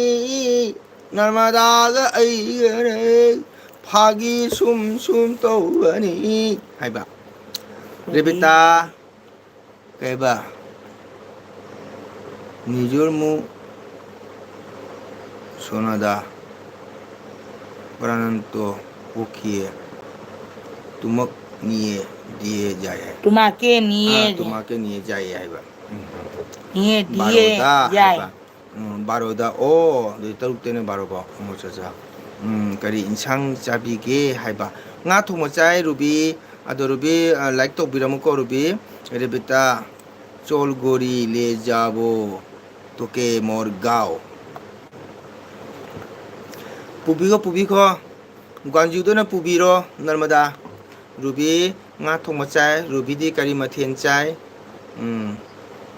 ru ꯑꯗꯨꯗꯤ ꯏꯕꯦꯝꯆꯥ ꯗ꯭ꯌꯨꯇꯤ 6 hour ꯗ꯭ꯌꯨꯇꯤꯅꯤ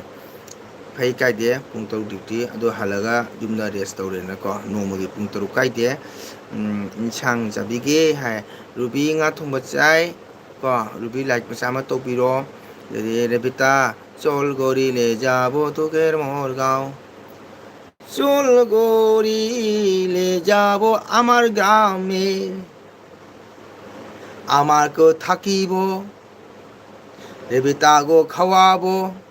ले जाबो আমার গাঁও গাঁও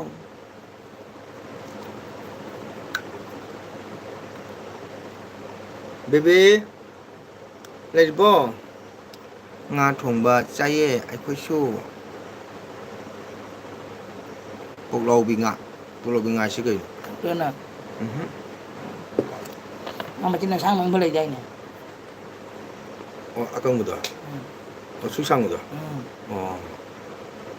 마침내 이쪽에 좀 나가면 아무 좀 말에 나와야 되지. ꯍꯣꯏ ꯍꯣꯏ ꯏꯁꯩ ꯁꯝ ꯍꯥꯏꯕ ꯍꯣꯏ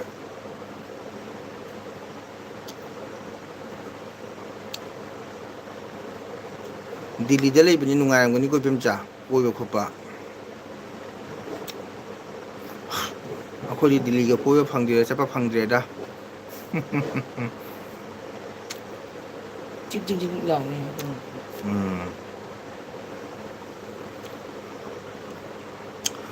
ꯀꯣꯃꯟ ꯀꯠ ꯀꯧꯕꯅꯤ ꯍꯥꯏꯕ ꯑꯣꯖꯥꯅ 야, ꯍꯧꯖꯤꯛ ꯉꯥꯗꯣ 마 찍라우비 해야 되나? ꯈꯪꯗꯦ ꯃꯥꯗꯤ ꯆꯦꯛꯂꯥꯎꯕꯤ ꯍꯥꯏꯕ 나도 마침 삐에가 상거더러. ꯈꯪꯗꯦ ꯑꯣꯖꯥꯅꯗꯤ ꯍꯥꯏꯔꯤ ꯑꯩꯁꯦ ꯌꯥꯝꯅ ꯍꯩꯌꯦ ꯏꯁꯩ ꯌꯥꯝꯅ ꯍꯩꯌꯦ ꯍꯥꯏꯕ ꯉꯁꯥꯏ ꯃꯥꯏꯗꯨꯅ ꯄꯣꯛꯂꯥꯎꯕꯤ ꯍꯥꯏꯕ ꯄꯣꯛꯂꯥꯎꯕꯤ ꯉꯥ ꯍꯥꯏꯕ ꯑꯗꯨꯗꯤ ꯑꯣꯖꯥꯅ ꯍꯥꯏ ꯀꯣꯃꯟ ꯀꯠ ꯀꯧꯕꯅꯤ ꯍꯥꯏꯕ ꯏꯁꯩ ꯌꯥꯝꯅ ꯍꯩꯌꯦ ꯍꯩꯇꯦꯗ ꯏꯕꯦꯝꯆꯥ ꯁꯨꯝ ꯀꯥꯕꯣꯛ ꯁꯨꯝ 이래비따라 좀 ꯑꯩꯗꯤ ꯍꯌꯦꯡꯗꯒꯤ ꯅꯦꯠꯁꯨ ꯌꯥꯔꯔꯣꯏ ꯀꯣꯜꯁꯨ ꯌꯥꯔꯔꯣꯏ ꯅꯔꯃꯗꯥ ꯀꯀꯥ ꯍꯌꯦꯡꯗꯒꯤ ꯕꯟ ꯑꯣꯏꯔꯦ ꯀꯔꯤꯒꯤꯅꯣ ꯔꯦꯕꯤꯇꯥ illu illu illu illu illu kamatala I love you kakana inomcha ngaihak leiraga tatlani hai o ꯄꯩꯁꯥ ꯌꯥꯎꯗꯕ ibimcha haiba Revita illu illu illu illu illu kamatala I love you I love you illu illu illu ngahak leiraga tatlani net loirabo kakashu loirani kuyera loisalani ichino mayam 23 nungaye ibimcha ibimcha nungsibiye ke bibina kari hage kumune bibina kore ibimcha nungsibi 그리 하게 베비. 베비 수능시다. 이놈 자나.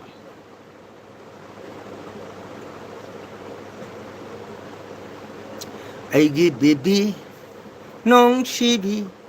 baba ko sunabo le jabo tuko mor gaw gaw hai 이놈 자 능시비. Revita se inaw nupa ka leiradi inaw nupi oige daba asengba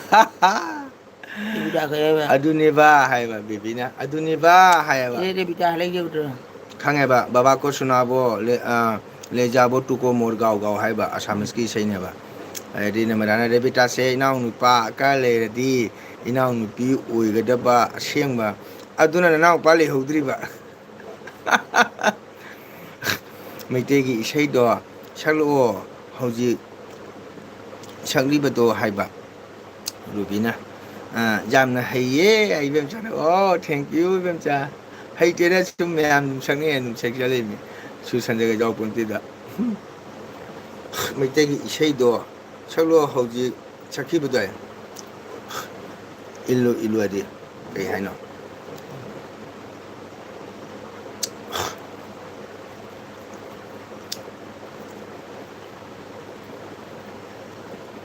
아두기 한도 그리 강대. ꯑꯗꯨꯒꯤ ꯍꯟꯗꯣꯛꯄꯗꯤ ꯈꯪꯗ꯭ꯔꯦꯗ ruby ꯍꯧꯖꯤꯛ hojii sakibadu haiba hojii isaido maitirona lengneeba net yadre MB yadre haiba loidore haiba noti isaido hai noti isaido haiba not isaido haiba net yadre MB yaudre haiba 콩라라노 강내 꽃길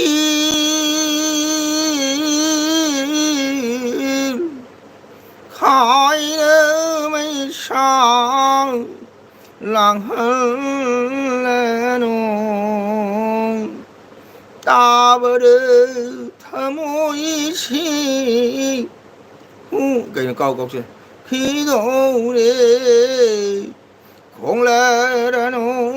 강리 꽃길 이름 자나 오자 세자만 농시에 땡큐 현자 타겟들이 Rebutan ang kunwari kakagi. kakagi acting도 도사다 온철라가 아무튼 또 acting도 kakay 공라라노 강리 꽃길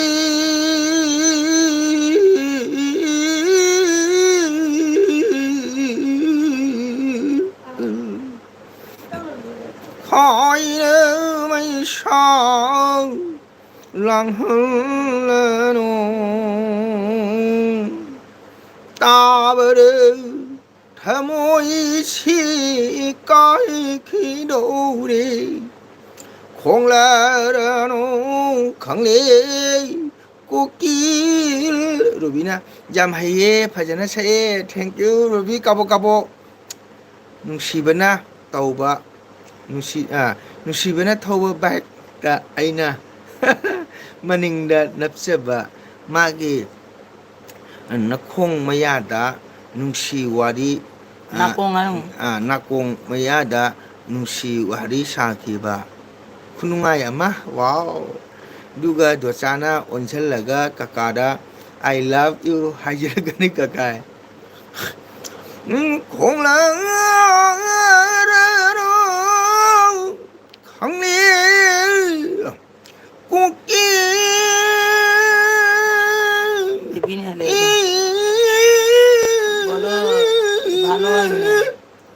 Balo, pajare sidi. 가이름의 상 랑흐르는 따버릇 타모이시 까이키노리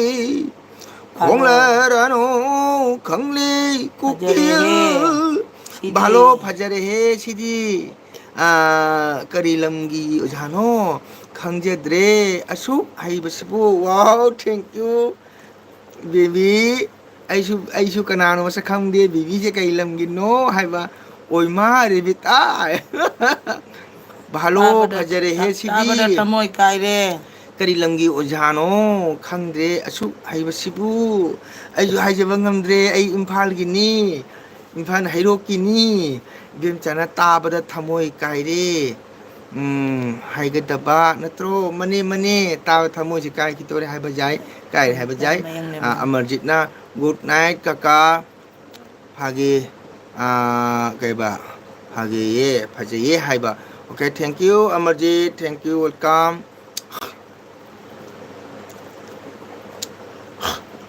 thôi thôi cài để suy cài thì tôi hay suy cài chứ dàn si đêm trà xuống nằm trên ta là mí có nắng ye mi ra ba con ye na cậu đi boy khơi sang ba si na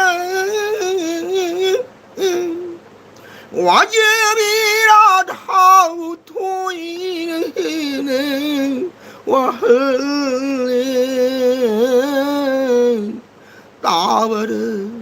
他们一起搞一起努力，那么的为嘛还都给因为，BB呢，BB呢出多的，哎呢，哎坑的给了我家喏。ꯑꯩꯁꯦ ꯍꯩꯔꯣꯛꯀꯤꯅꯤ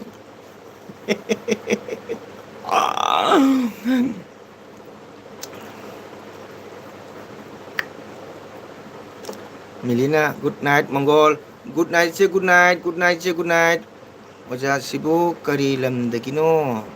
ꯍꯥꯏꯕꯤꯔꯛꯑꯣ ꯌꯥꯝꯅ ꯐꯖꯅ ꯍꯩꯌꯦ ruby ꯑꯩꯁꯦ ꯀꯔꯤ ꯂꯝꯒꯤ ꯍꯥꯏꯇꯥꯔꯦ ꯑꯩꯁꯦ ꯀꯁꯥꯔꯒꯤꯅꯤ ꯇꯥꯗꯣ ꯃꯪꯒꯣꯜ ꯏꯜꯂꯨ ꯏꯜꯂꯨ ꯏꯁꯩꯗꯣ ꯇꯥꯗꯣꯅ ꯁꯛꯄꯗ ꯈꯨꯐ ꯑꯃ ꯇꯧꯔꯤꯀꯣ ꯅꯪꯗꯣ ꯅꯣꯛꯁꯟꯅꯕ ꯃꯥꯜꯂꯦ ꯑꯩꯉꯣꯟꯗ ꯅꯣꯛꯁꯜꯂꯛꯑꯦ ꯇꯥꯗꯣ ꯃꯪꯒꯣꯜ ꯏꯜꯂꯨ ꯏꯜꯂꯨ ꯏꯁꯩꯗꯣ ꯇꯥꯗꯣꯅ ꯈꯨꯐꯖ ꯁꯛꯄꯗ ꯑꯃ ꯇꯧꯔꯤ ꯈꯨꯐꯖ ꯑꯃ ꯇꯧꯔꯤꯀꯣ ꯍꯥꯏ ꯅꯪꯗꯤ ꯑꯩꯉꯣꯟꯗ ꯅꯣꯛꯁꯜꯂꯛꯄ ꯃꯥꯜꯂꯦꯀꯣ ꯅꯔꯃꯗꯥ ꯅꯪꯒꯤꯗꯣ ꯑꯩꯉꯣꯟꯗ ꯍꯥꯏꯁꯟꯕ ꯃꯥꯜꯂꯦꯀꯣ ꯐꯖꯩ ꯍꯥꯏꯃꯤꯅ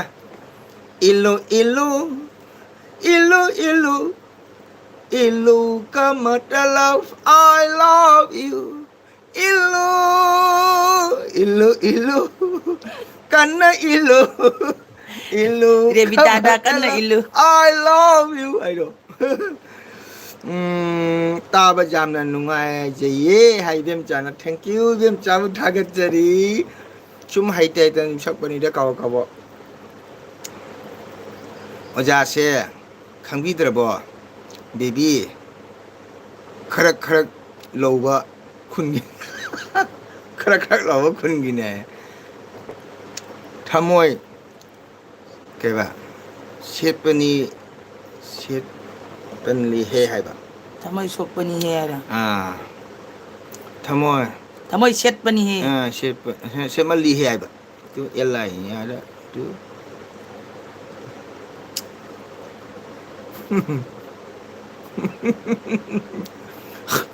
타모이 셋번리 해 땡큐 지노 멤브롱 타겟자리 지노 멤나 개바 where you from hai akhil sagar block hai yeah you're from silsar 개바 자라 덮어요 akhil sagar block thank you akhil sagar block welcome मेरे चैनल में आने के लिए स्वागत लाइक कर दीजिए इसना मैं आप थागतचरी आइबु सपोर्ट तौबगिदमक्तको अना सुम इसना मैं हराव नुंगाइबा नोकपा पामजबा मरम अदुना इसना मैं सुम नोकमिनबनी इसना मैं पुनम वारौमिनरोइसि को आइसु लोसनब तौरगे थेंगे इसना मैं वारमनी को नर्मदा इल्लू इल्लूगी इसैदु दोचादा ओनसलगा सऊ हाइरोने केबिन हा हा हा हा हा Sir, please tell me in Hindi. Thank you, welcome. Akhil Sagar Blog. Sir, please tell me in Hindi. Doni bibi thagachari ha ha ha ha nokpa pamba mine norokpada tajal mine nungai jaba sans nokpa pamba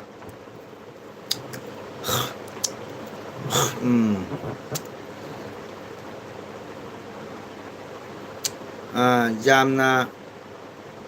haidudi oja sapiro tanariye hoi ibemcha na yektaga hai na yektaga hay mutasi ko hoi thengamina ngang sing tumna khare tum kabo miyam sakne sum kau sakpani abaka aduna ibemcha su hayang duty lebanina pungto ko duty lebanina nganna pothani ngamani ko namada leribo khoi bibi jam han ngo khre ko saka se deini hairo aw mane malayam ai se dagini thagachari malayam agi chenen chabi damukta malayam like to bromu support to biu bibi se pile he haiba se pile he haiba oh pile haiba ऐसी हराव रे आइबा को ngaleem chai sing charabo karin sang chai karin sang chage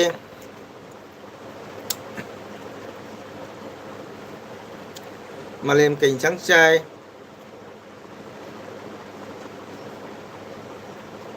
tôi cũng pele he hai pa thagat chari sen na pele mina kaka su pele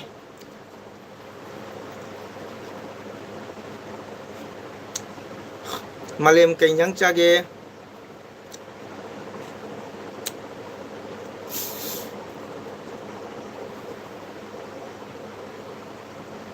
kang su chare kaka jaroi le sen ba kaka nungai di ye hai namada sorry baby thenge kaka matam a jawre pung 11 makhai tar rebita na haibdo kada do chana onjal laga I love you hajil hajani hai bedo ni rebita oima haidoi bo language is thing mizo naga or manipuri I am manipuri I am not naga I am not mizo I am manipuri my from Silchar Sagar blog मैं Meizu नहीं हूँ मैं नगा भी नहीं हूँ मैं मणिपुरी हूँ मैं मेरे चैनल का नाम है मंगोल नटा मैं मणिपुरी इसलिए मैं मणिपुरी में बात कर रहा हूँ मेरे चैनल में आने वाला 10 टॉप हमारा मणिपुरी भाई बहनी है इसलिए मैंने मणिपुरी में बात किया हूँ इसलिए सागर ब्लॉग को भी स्वागत करती हूँ धन्यवाद मेरे चैनल में आने के लिए बहुत बहुत शुक्रिया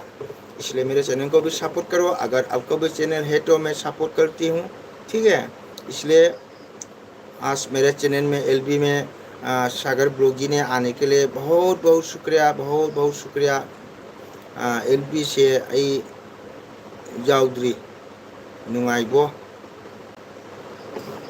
नर्मदा हाइबा एलबी से आई जाउद्री नुंगाइब्रो Narmada Oh, thank you, sir, for tell this. Okay, welcome. Aduni, ibem chana. Time na. Lai, JJ, ibem cha, JJ, thank you, Tagachari. Ibem cha. Na yekta ka hemu nasi. Ko. Aduna koi meam lo na. Snow meam purmak.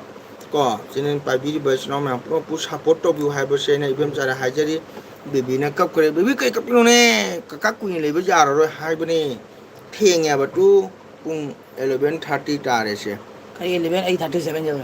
11:30 जो रे हे अंगांग सिंग school ले बनी ने को ठेंग बरी jar row A बको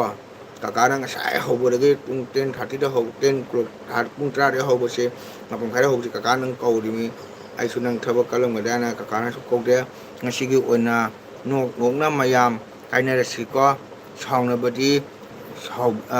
da ba aina sau dori ni ko namada okay ai ki chanung sibi de bita ai talle bidere oda ke de sau do no ko sino mayam han umina ba harau mina ba asina awana roin kaulimi yung ai chan bibi ne yung che lo sangi do na kap khre se kap kanu tengok tu kata itu aduni sino mayam narmada su puire sai de ho de changai mi ko narmada su waram ni bendau lak de bendau ising chawri bendau nan di ising chawri bendau do ana ba su le benyang wa re bendau do aduna sino mayam ngasi ki di kaina na ba ja thang ni china ba kaina ba thang lo jere ge hayang kamu hai ba matam dang pung tara natraga ayuki pung tara damu mangal natagi LB pudu laksake isno mayam na isa sa thabak ha ka thopira ga su atamu changbi raiga ai channel su support tabu mayam sino mating dagi amtang ai gi channel se kano tok jage mai pak jage sino mayam ko ai su ngamba matam da ngam matam da sino mayam support tok jage nungsi sino ai gi jam supporter obirba youtuber ai gi musraba chan rebita aming so ai gi namada chana matam pumada support to biba ai gi chan bibi ai gi nusiraba ai gi imanabi ibemsa thangjam ibemsa le ribra ibemsa na so matam da isagi duty do raga wana laga ai bu support to bibi damakta ibemsa bu thagachari ko aduga sinam yam lon thagachari ko ngasi yam nusi khare ai gi naw bon kasa bon trapogi guwahati tiliba job to jariba ai gi naw nusiba ko kanona ke bang ꯄꯤꯇꯝꯅꯁꯨ ꯌꯥꯝꯅ support ꯇꯧꯕꯤꯔꯝꯃꯤ ꯏꯆꯤꯟ ꯏꯅꯥꯎ ꯃꯌꯥꯝ ꯑꯩꯒꯤ ꯅꯨꯡꯁꯤꯔꯕ ꯏꯆꯟ ꯑꯃꯗꯥꯕꯨꯁꯨ support ꯇꯧꯖꯔꯛꯀꯦꯅ ꯍꯥꯏꯕꯤꯔꯝꯃꯤ ꯀꯀꯥꯒꯤ ꯆꯦꯅꯦꯜꯁꯦ 100 million ꯀꯦꯗ ꯅꯠꯇꯅ million ꯌꯧꯕ ꯉꯝꯕ ꯑꯣꯏꯌꯨ ꯍꯣꯠꯅꯕ ꯂꯦꯞꯀꯅꯣꯅ ꯍꯥꯏꯕꯤꯔꯝꯕ ꯏꯅꯥꯎ ꯄꯤꯇꯝꯕꯨꯁꯨ ꯑꯩꯅ ꯌꯥꯝꯅ ꯊꯥꯒꯠꯆꯔꯤ ꯏꯆꯤꯟ ꯏꯅꯥꯎ ꯃꯌꯥꯝ ꯄꯨꯝꯅꯃꯛ ꯃꯪꯒꯣꯜ ꯅꯠꯇ ꯏꯁꯩ ꯁꯛꯄꯅ ꯀꯣ ꯑꯩꯒꯤ ꯃꯤꯡ ꯐꯨꯜ ꯍꯥꯏꯖꯒꯦ ꯉꯁꯤ ꯏꯆꯤꯟ ꯏꯅꯥꯎ ꯃꯌꯥꯝ ꯆꯥꯟꯗꯝ ꯃꯪꯒꯣꯜ ꯁꯤꯡꯍ ꯏꯁꯩ ꯁꯛꯄ ꯀꯣ ꯑꯩ ꯏꯁꯩ ꯁꯛꯄ ꯑꯣꯖꯥꯃꯛꯇꯤ ꯑꯣꯏꯖꯗ꯭ꯔꯤ ꯃꯌꯥꯝꯒꯤ ꯁꯨꯝ ꯊꯧꯒꯜ ꯈꯔ ꯑꯗꯨꯝ ꯆꯠꯆꯕꯅꯤ ꯑꯗꯣ ꯑꯩꯅ ꯉꯁꯤ ꯑꯩꯒꯤ ꯍꯌꯦꯡ ꯇꯨꯡꯆꯠꯇ ꯑꯩꯒꯤ ꯃꯦꯃꯣꯔꯤ ꯑꯃ ꯑꯣꯏꯍꯧꯅꯕ ꯀꯣ ꯋꯥꯔꯜꯅ ꯃꯁꯛ ꯈꯪꯉꯕ ꯌꯨꯇ꯭ꯌꯨꯕ ꯍꯥꯏꯅ ꯃꯌꯥꯝ ꯈꯪꯅꯕ ꯌꯨꯇ꯭ꯌꯨꯕ ꯆꯦꯅꯦꯜ ꯑꯁꯤꯕꯨ ꯑꯩꯅ ꯈꯤꯇꯪ ꯄꯥꯝꯖꯔꯨꯕ ꯍꯩꯇꯅ ꯑꯩꯅ ꯃꯌꯥꯝꯗ ꯃꯤꯠꯌꯦꯡ ꯇꯥꯍꯟꯕꯁꯦ ꯃꯌꯥꯝꯒꯤ ꯁꯞꯄꯣꯔꯠꯇꯒꯤꯅꯤꯀꯣ ꯑꯗꯨꯅ ꯃꯌꯥꯝꯕꯨꯁꯨ ꯃꯇꯝ ꯄꯨꯕ ꯆꯦꯅꯦꯜ ꯄꯥꯏꯕꯤꯕ ꯏꯆꯤꯟ ꯏꯅꯥꯎ ꯃꯌꯥꯝ ꯄꯨꯝꯅꯃꯛꯁꯨ ꯃꯥꯏ ꯄꯥꯛꯄ ꯍꯥꯏꯕꯗꯣ ꯑꯣꯏꯕ ꯑꯣꯏꯁꯅꯨ ꯍꯥꯏꯕꯁꯦ ꯃꯪꯒꯣꯜ ꯅꯠꯇꯅ ꯊꯝꯖꯒꯦ ꯑꯗꯣ ꯉꯁꯤꯒꯤꯗꯤ ꯃꯇꯝꯁꯦ ꯊꯦꯡꯉꯕꯅꯤꯅ ꯑꯩꯒꯤ ꯅꯨꯡꯁꯤꯔꯕ ꯑꯩꯒꯤ ꯏꯆꯟ ꯕꯦꯕꯤꯕꯨꯁꯨ ꯀꯀꯥꯅ ꯒꯨꯗ ꯅꯥꯏꯠ ꯄꯤꯔꯒꯦ ꯑꯗꯒꯤ ꯑꯩꯒꯤ ꯏꯆꯟ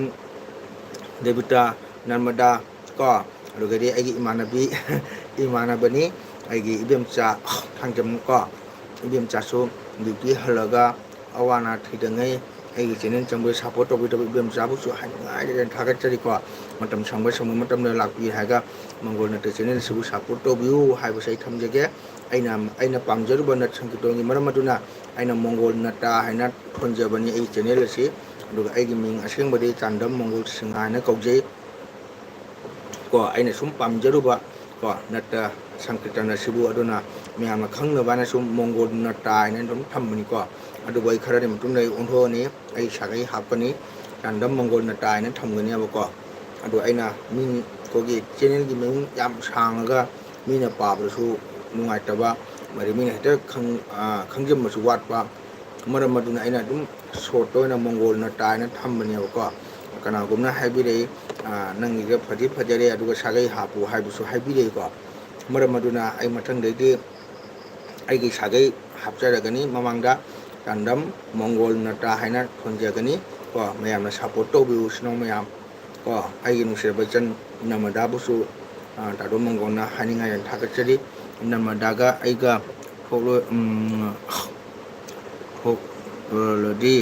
ꯑꯦꯜꯕꯤ ꯈꯨꯖꯦꯡ ꯄꯥꯂꯣꯏꯅ ꯅꯃꯗꯥ ꯈꯨꯝꯕꯅꯤ ꯂꯦꯡꯊꯣꯛꯂꯒꯦ ꯕꯦꯕꯤ ꯅꯪ ꯂꯩꯍꯧꯔꯣ ꯂꯩꯍꯧꯔꯣ ꯍꯥꯏꯕ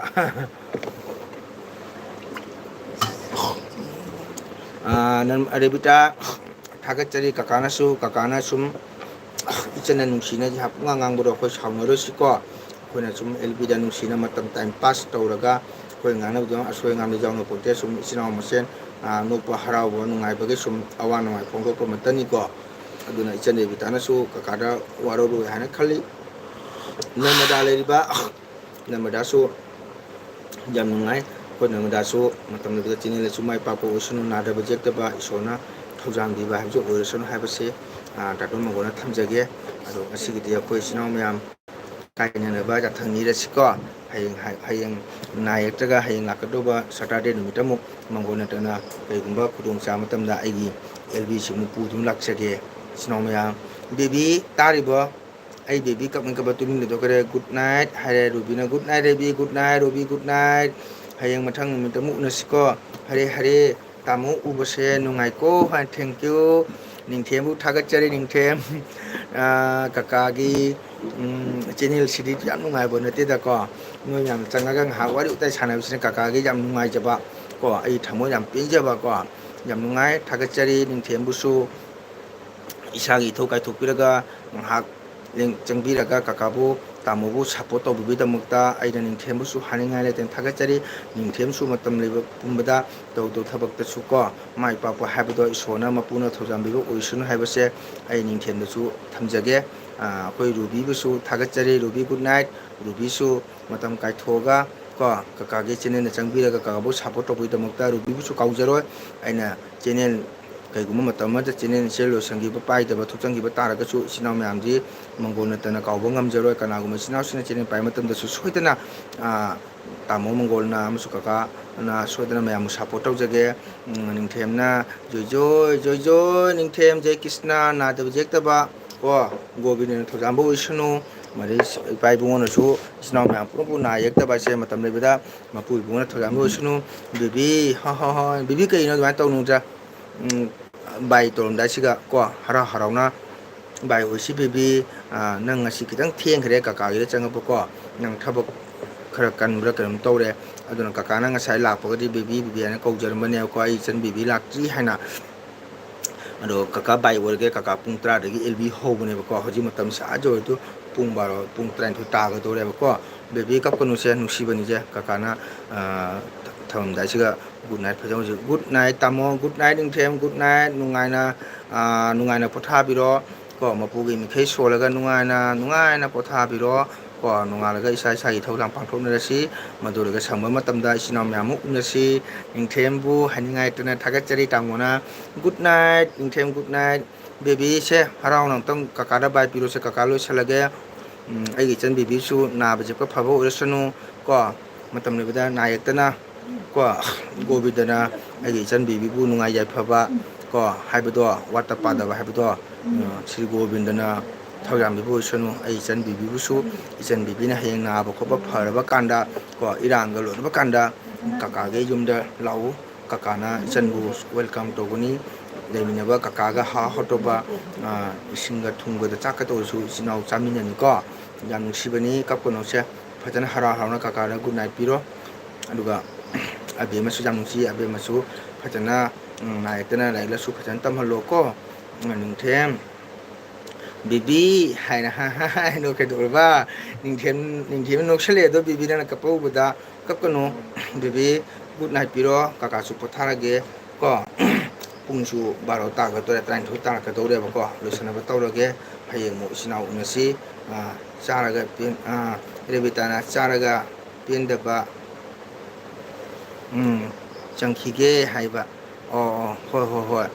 itema penjai do lb tharam khini mak theng theng tha bani itema kano do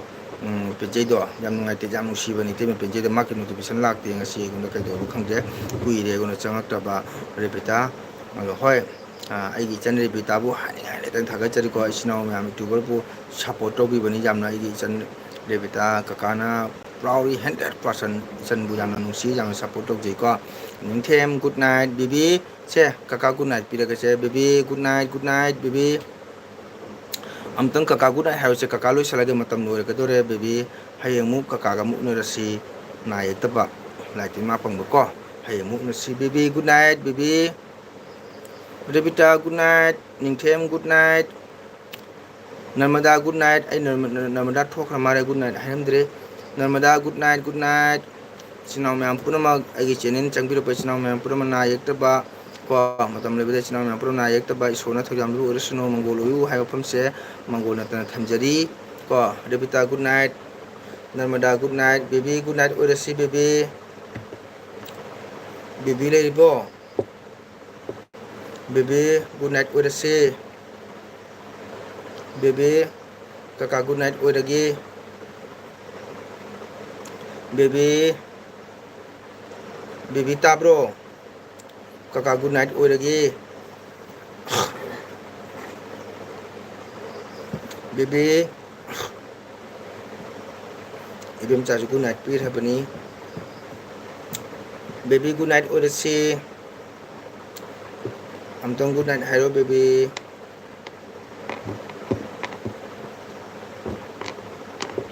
khoire bita chara pinjai changkhre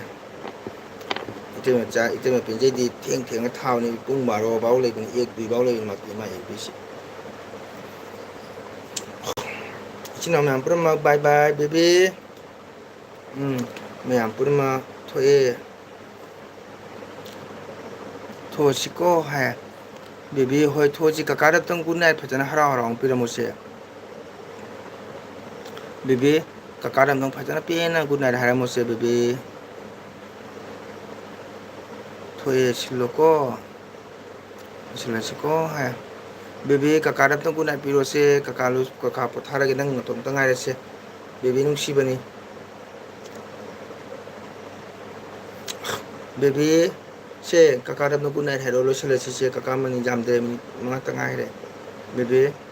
se nung simara mo poni se tang good night hero se baby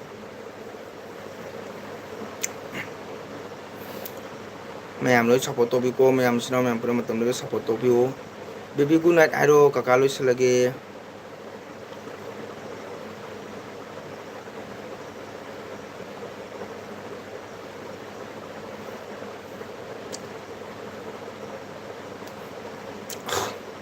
baby ta bro se kaka good night piro kaka loi salage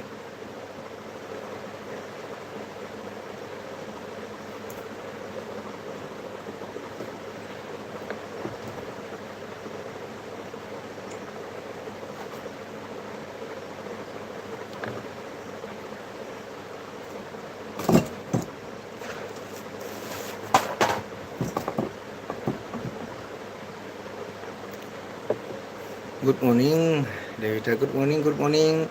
mayam Revita haha no he Revita kai nui no baby amtang se kaka good night piro baby Revita good morning ha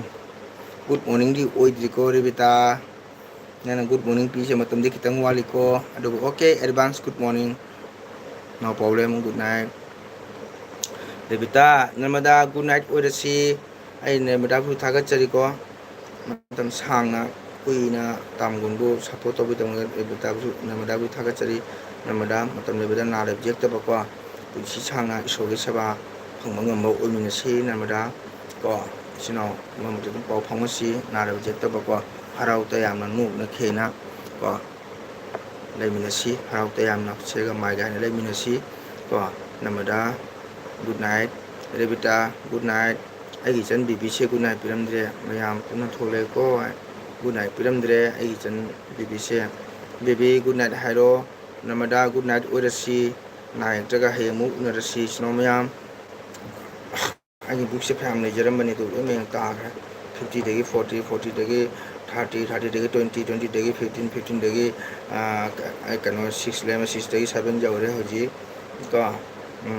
Revita good night hare amtang good night piro Revita namada da tato mongol good night namada matam Revita na reject ba punsi sangna icha su palang tawtana isoge seba phangmang ba oisi ko harau ta yamna nok na khena sumana awano ngai phangko minasi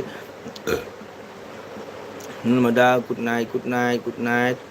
Revita good night namada na good night hare Revita ko good night orasi baby le ribo ai baby amtang good night hare mose kakalo salage tato mongol Revita shubho ratri good night okay shubho ratri good night advance good night namada good night na yekta ba kuchi sangna leisi ko Revita good night baby ai baby se kai tor ba khang ni sukung khamo khitre baby good night piro baby tabro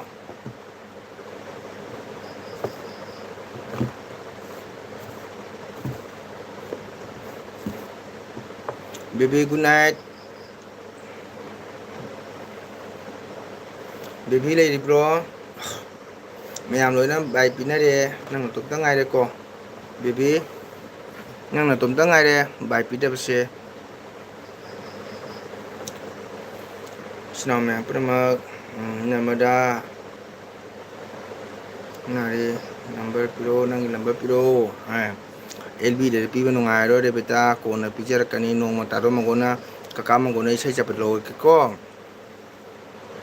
ngole ha ha ha hoi ba jare thank you yam ngai re thaja su LB thari baby good night orisi ko namadai number do kaka nong ma sai chapet ne lo ro pi bi ra ke sang ba matam da changa ga ne ai number lo ke ko baby good night haro se baby good night piro Revita every number piba jate ko hai hoi aduni taro mongona hai se noma ai sangba matam na mata chara changa di ai namada number lo ke habna hoi kaka good night baby good night haro baby good night haro se aduni Revita warong nu LB de number piba se nungai te ko aduna hayeng dagi hauraba lore namada ꯍꯌꯦꯡꯗꯒꯤ ꯍꯔꯥꯎꯕ ꯂꯣꯏꯔꯦ ꯅꯝꯕꯗ ꯀꯔꯤꯒꯤꯅꯣ ꯑꯗꯨꯃꯥꯏ ꯍꯥꯏꯅꯣ ꯐꯠꯇꯦ ꯃꯁꯤ ꯑꯉꯥꯡꯁꯤꯗꯤ ꯂꯣꯏꯔꯝꯗꯥꯏꯁꯤꯗ ꯑꯗꯨꯃꯥꯏ ꯍꯥꯏꯅꯣ ꯐꯠꯇꯦ ꯔꯦꯕꯤꯇꯥ ꯀꯔꯤꯒꯤꯅꯣ ꯍꯌꯦꯡꯗꯒꯤ ꯍꯔꯥꯎꯕ ꯂꯣꯏꯔꯦ ꯅꯝꯕꯗ ꯀꯩꯒꯤ ꯍꯥꯏꯗꯨꯃꯥꯏ ꯍꯥꯏꯅꯣ ꯑꯗꯨ ꯐꯠꯇꯦꯀꯣ ꯇꯧꯅꯨ ꯕꯦꯕꯤ ꯒꯨꯗ ꯅꯥꯏꯠ ꯍꯥꯏꯔꯣꯁꯦ ꯔꯦꯕꯤꯇꯥ ꯕꯥꯏ ꯑꯣꯏꯔꯝꯗꯥꯏꯗ ꯑꯗꯨꯃꯥꯏꯅ ꯍꯥꯏꯅꯨ ꯏꯆꯤꯟ ꯏꯅꯥꯎ ꯃꯌꯥꯝ ꯀꯥꯏꯅꯔꯝꯗꯥꯏꯗ ꯑꯗꯨꯝ ꯍꯥꯏꯅ ꯊꯃꯣꯏ ꯅꯨꯡꯉꯥꯏꯇꯕ ꯋꯥꯂꯣ ꯍꯥꯏꯔꯛꯀꯅꯨꯀꯣ ꯍꯌꯦꯡꯗꯒꯤ ꯍꯔꯥꯎꯕ ꯂꯣꯏꯔꯦ ꯅꯝꯕꯗ ꯑꯗꯨꯃꯥꯏꯅ ꯍꯥꯏꯔꯛꯀꯅꯨ ꯌꯥꯝ ꯅꯨꯡꯉꯥꯏꯇꯦ ꯀꯀꯥ ꯌꯥꯝꯅ ꯊꯃꯣꯏ ꯅꯨꯡꯉꯥꯏꯇꯦ ꯑꯗꯨꯃꯥꯏꯅ ꯍꯥꯏꯕꯗꯣ ꯕꯦꯕꯤ ꯒꯨꯗ ꯅꯥꯏꯠ ꯔꯦꯕꯤꯇꯥ ꯑꯗꯨꯃꯥꯏꯅ ꯍꯥꯏꯅꯨꯀꯣ ꯂꯣꯏꯔꯝꯗꯥꯏꯗ ꯅꯔꯃꯗꯥꯁꯨ ꯋꯥꯈꯜ ꯅꯨꯡꯉꯥꯏꯔꯣꯏ ꯅꯪ ꯑꯗꯨꯃꯥꯏꯅ ꯍꯥꯏꯔꯒ ꯉꯁꯥꯏꯗꯒꯤ ꯍꯔꯥꯎ ꯇꯌꯥꯝꯅ ꯂꯩꯔꯒ ꯅꯪꯅ ꯍꯌꯦꯡꯗꯒꯤ ꯍꯔꯥꯎꯕ ꯅꯨꯡꯉꯥꯏ ꯀꯥꯏꯅ ꯑꯩ ꯕꯥꯏ ꯑꯣꯏꯔꯒꯦ ꯔꯦꯕꯤꯇꯥ ꯅꯔꯃꯗꯥ ꯕꯥꯏ ꯕꯥꯏ ꯊꯦꯡꯉꯦ ꯅꯪꯁꯨ ꯄꯣꯊꯥꯔꯣ ꯋꯥꯔꯝꯅꯤ ꯀꯣ ꯔꯦꯕꯤꯇꯥ bye bye baby bye bye good night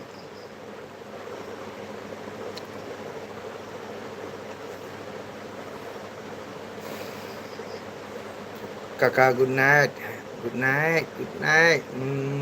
Good night. Hey bye boleh Rebecca. Bye bye. Snow yang pertama bye bye. Snow bye bye. Rebecca bye bye. Ha. Rebecca bye bye. Good night.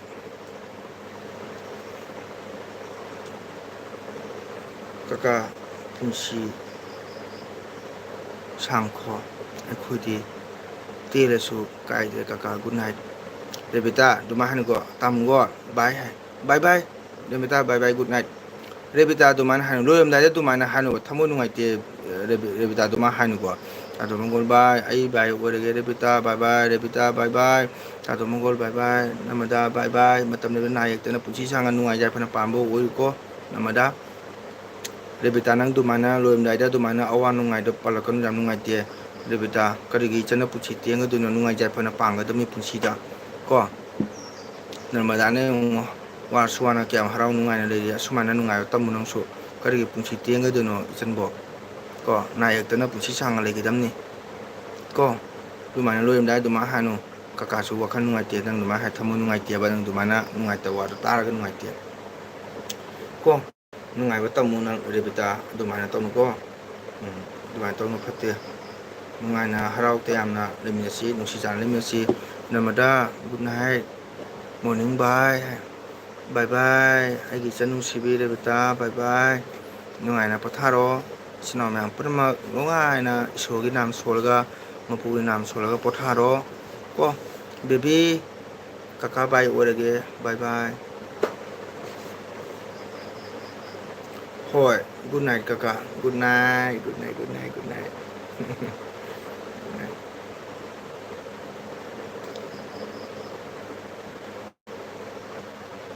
Hoi, good night kakak. Good night, good night, good night. Aigi chanu sibi, baby, good night.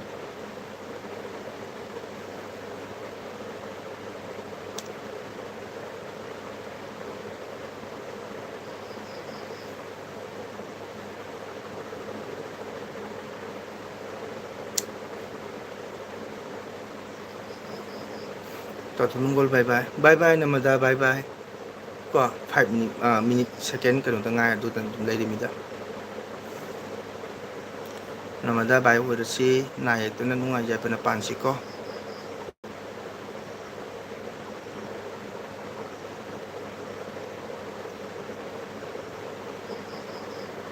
(26, 27, 28, 29, 30, 31, 32, 33, 34, 35, 36, 37, 38, 39, 40, 41, 42, 43, 44, 45, 46, 47, 48, 49, 50, 51, 52, 53, 54, 55, 56, 57. Good night. Bye bye. Then